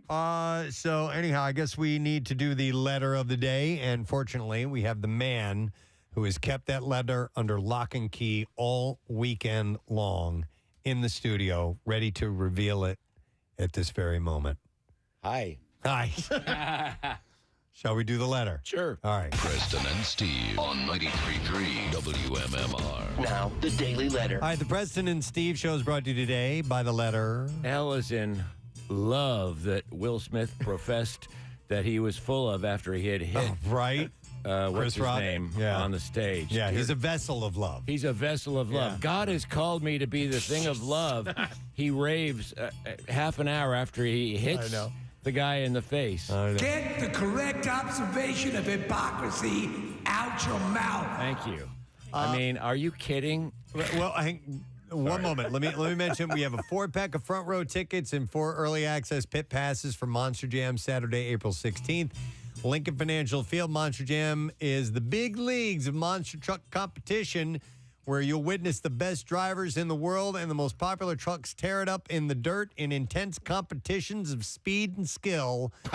April 16th at the Link, and tickets are on sale now, monsterjam.com. Ben, there's a lot of words. You'll be there. You'll be there, I'm sure. I was, All going right. to be there. So, yeah, it was crazy on the Oscars, right? Wow. I just didn't think it was a very good broadcast to begin with. There were some great moments in it. It's got to be brutally difficult to host a show like that. But the three ladies, I thought... It was tough. It was tough. I agree. And there were some good moments that they had, but I mean, why don't they just cut the small talk? Keep it straight. I was saying why the do same they thing. give these actors and actresses these lines to do these that are supposed to be funny? That They never deliver are? them poorly. They're great actors, but only a handful can pull it off. They did make some good adjustments. They adopted some things that work for the Golden Globes that made it quicker. I thought that was good. 3 hours and 40 minutes. That's what killed me. Yeah. And then at the end, That's quicker. God bless the actual. Yeah. So the actual award sequences. Yeah. Oh, that's very common in the Oscars. But I know. I'm But saying I in mean, the- you in the said end- it made it quicker, and the show was it made the 3 hours velocity. and 40 seconds. It made the way that it moved along better. Okay, Yeah. okay. They just jammed it full of stuff that was sort of unnecessary, like surveys and Right. so on and so forth. That said, okay, I felt, but certainly it got gummed up with Will's super long speech when he was doing the mea culpa for bitch slapping Chris Rock, and then they brought out God bless old Hollywood, and I love Liza Minnelli, but Jesus Christ, that was not the way to go at the end of that. Yeah, bringing her out. But it was moment after moment of strangeness, but some good moments. But there you go. But I mean, to me, that pales obviously in comparison to the Taylor news, which came. Jackie and I had been texting at the end of his show. Well, we had a hockey game on. That's right, Friday night. But he had been texting, did you hear my hour and a half? And I had missed his hour and a half from 7 to 9 or whatever when the hockey game started. And then he texted me at 11. I'm getting home from the gym, and he texts me and with the Foo Fighters announcement. And I go, what? Yeah, and then I started looking it up, and then Ryan runs the hockey game, usually with Pancake. I think Pancake was off Friday night. And then Sydney was coming on, and one of you made reference to the fact that she was due to do the overnight show from midnight to 6, and I had only done about 5 or 6 shows here. Is finding her legs and her personality on the air, and is a very nice lady, and is sounding great. And then, so Ryan stayed on for 2.5 hours more with Sydney. And it was interesting because a station that you would think would carry it is on tape that would do coverage of that. And most of their shows are voice tracked and on tape. So that station you couldn't count on. And no other station plays the Foo Fighters like we do. So the only place a fan could turn in Philly was to MMR. And we have this sort of community center-like ability to draw people in because you want to go somewhere when you hear some you want to like you said, Preston, you want to know what happened. Wait a minute, I got to know what was it. And when anybody dies, wait a minute, where were they? What was going on? What was happening? Which was my immediate thoughts, and I feared that it might be drugs because he'd had that incident in 2001, but. Anyway, but Ryan came on with Sydney, and they did a beautiful 2.5 hours. I was up till 3 listening to them from about midnight to 3, and then he signed off and she carried on. But the two of them were spectacular. I called in about 1:45 and did a piece with them. Jackie was still here, even though he was off at 9 o'clock. He was still here doing God knows what. And he came on about 2:15, and they were putting calls on from listeners, which is so important, not just to read text, but to actually put calls on. They were putting calls on, and it was a really beautiful tribute. So strong credit to Ryan, who was brilliant, and Sydney, who was brilliant. They did a great job. Absolutely. Covering the beginning of it, and then we continued it throughout the weekend. Right. And you're going to continue that today? Yeah. We'll go noon to 3 is what we'll do. I was going to do, we had March Madness, and I was going to do Eagles. I think I'll do a little block of the Eagles before we start that tribute, because the Eagles are in town tonight for their return with a full symphony orchestra, which is pretty cool. And tomorrow night we've got Judas Priest over at the Met. But what I think we'll do is noon to 3. And I interviewed Taylor twice. Once after he got the role of Iggy Pop in that CBGB's movie, I forget what it was called, that featured the, what was the guy that ran CBGB's? Hilly? Hilly Slovak? I think that's it, yeah. And there was a movie on his life, and various people played parts, and it was a great piece of casting when they put Taylor in as Iggy Pop. I think Hillel Slovak was the guitarist for Red Hot Chili Peppers, though. So. Oh, is that right? Yeah. Okay, is that what I said? No, you said Hilly Slovak. I don't know if... Nick's you're going to correct. look it up right now. We'll get that. At any rate, yes, you're correct. Forgive that. Hilly Crystal. There you go. And Alan Rickman played him. That's right. Hilly Crystal? Yeah. Kind of Okay. like Billy Crystal, but Okay. Hilly Crystal. Yeah. Okay. So I interviewed him during that when he got the role for that part. And then I interviewed him on another occasion. Marissa and I went to see Taylor Hawkins and the Coattail Riders at the North Star Bar. Wow. And there was maybe 150 people there. Wow. And I said, let's go say hello to him. She goes, do you think? And I go, yeah. And we just went right backstage. There was no security. There was nobody. And he's just hanging out there with his band. And I started talking to him. I said, listen, I'd really love to interview you. And he said, I can't do it now, but if you come to New York in a couple of days, we could do it there. I said, sure. And so I went on a train a couple of days later, went up and spent an hour with him in New York City. So I've got a long, extended interview with him, and we will run pieces of that over the course of the 12 to 3 tribute. So okay, excellent. And I want to try to find some other, songs that he sang on. Like we've got his last performance of Queen, "Somebody to Love," which was done the last time he sang it in Colombia or in South America. They were due to play Lollapalooza in Brazil, I think it was, on Sunday night. Obviously, that was canceled. That would have been last night. And they were to have been on the Grammys April 3rd. And then there's that, will they tour? I tend to think they will, by the way, because the Stones did after Charlie died, and that happened right before the tour. I think that they will, but who knows? And so we'll do all kinds of stuff. Yeah, okay. It's a lot, but you'll get it done, I'm sure. Yeah. All right. Well, thank you, Pierre. And real quick, before I thank the official sponsors, I want to thank Termini Brothers again for dropping off their world-famous cannolis this morning. Any left for your old pal? I think there might be some left for your old pal. For your hunting buddy? Old pal. Yeah, buddy. Okay. That's right, Hoss. We got All them right. for you. All right.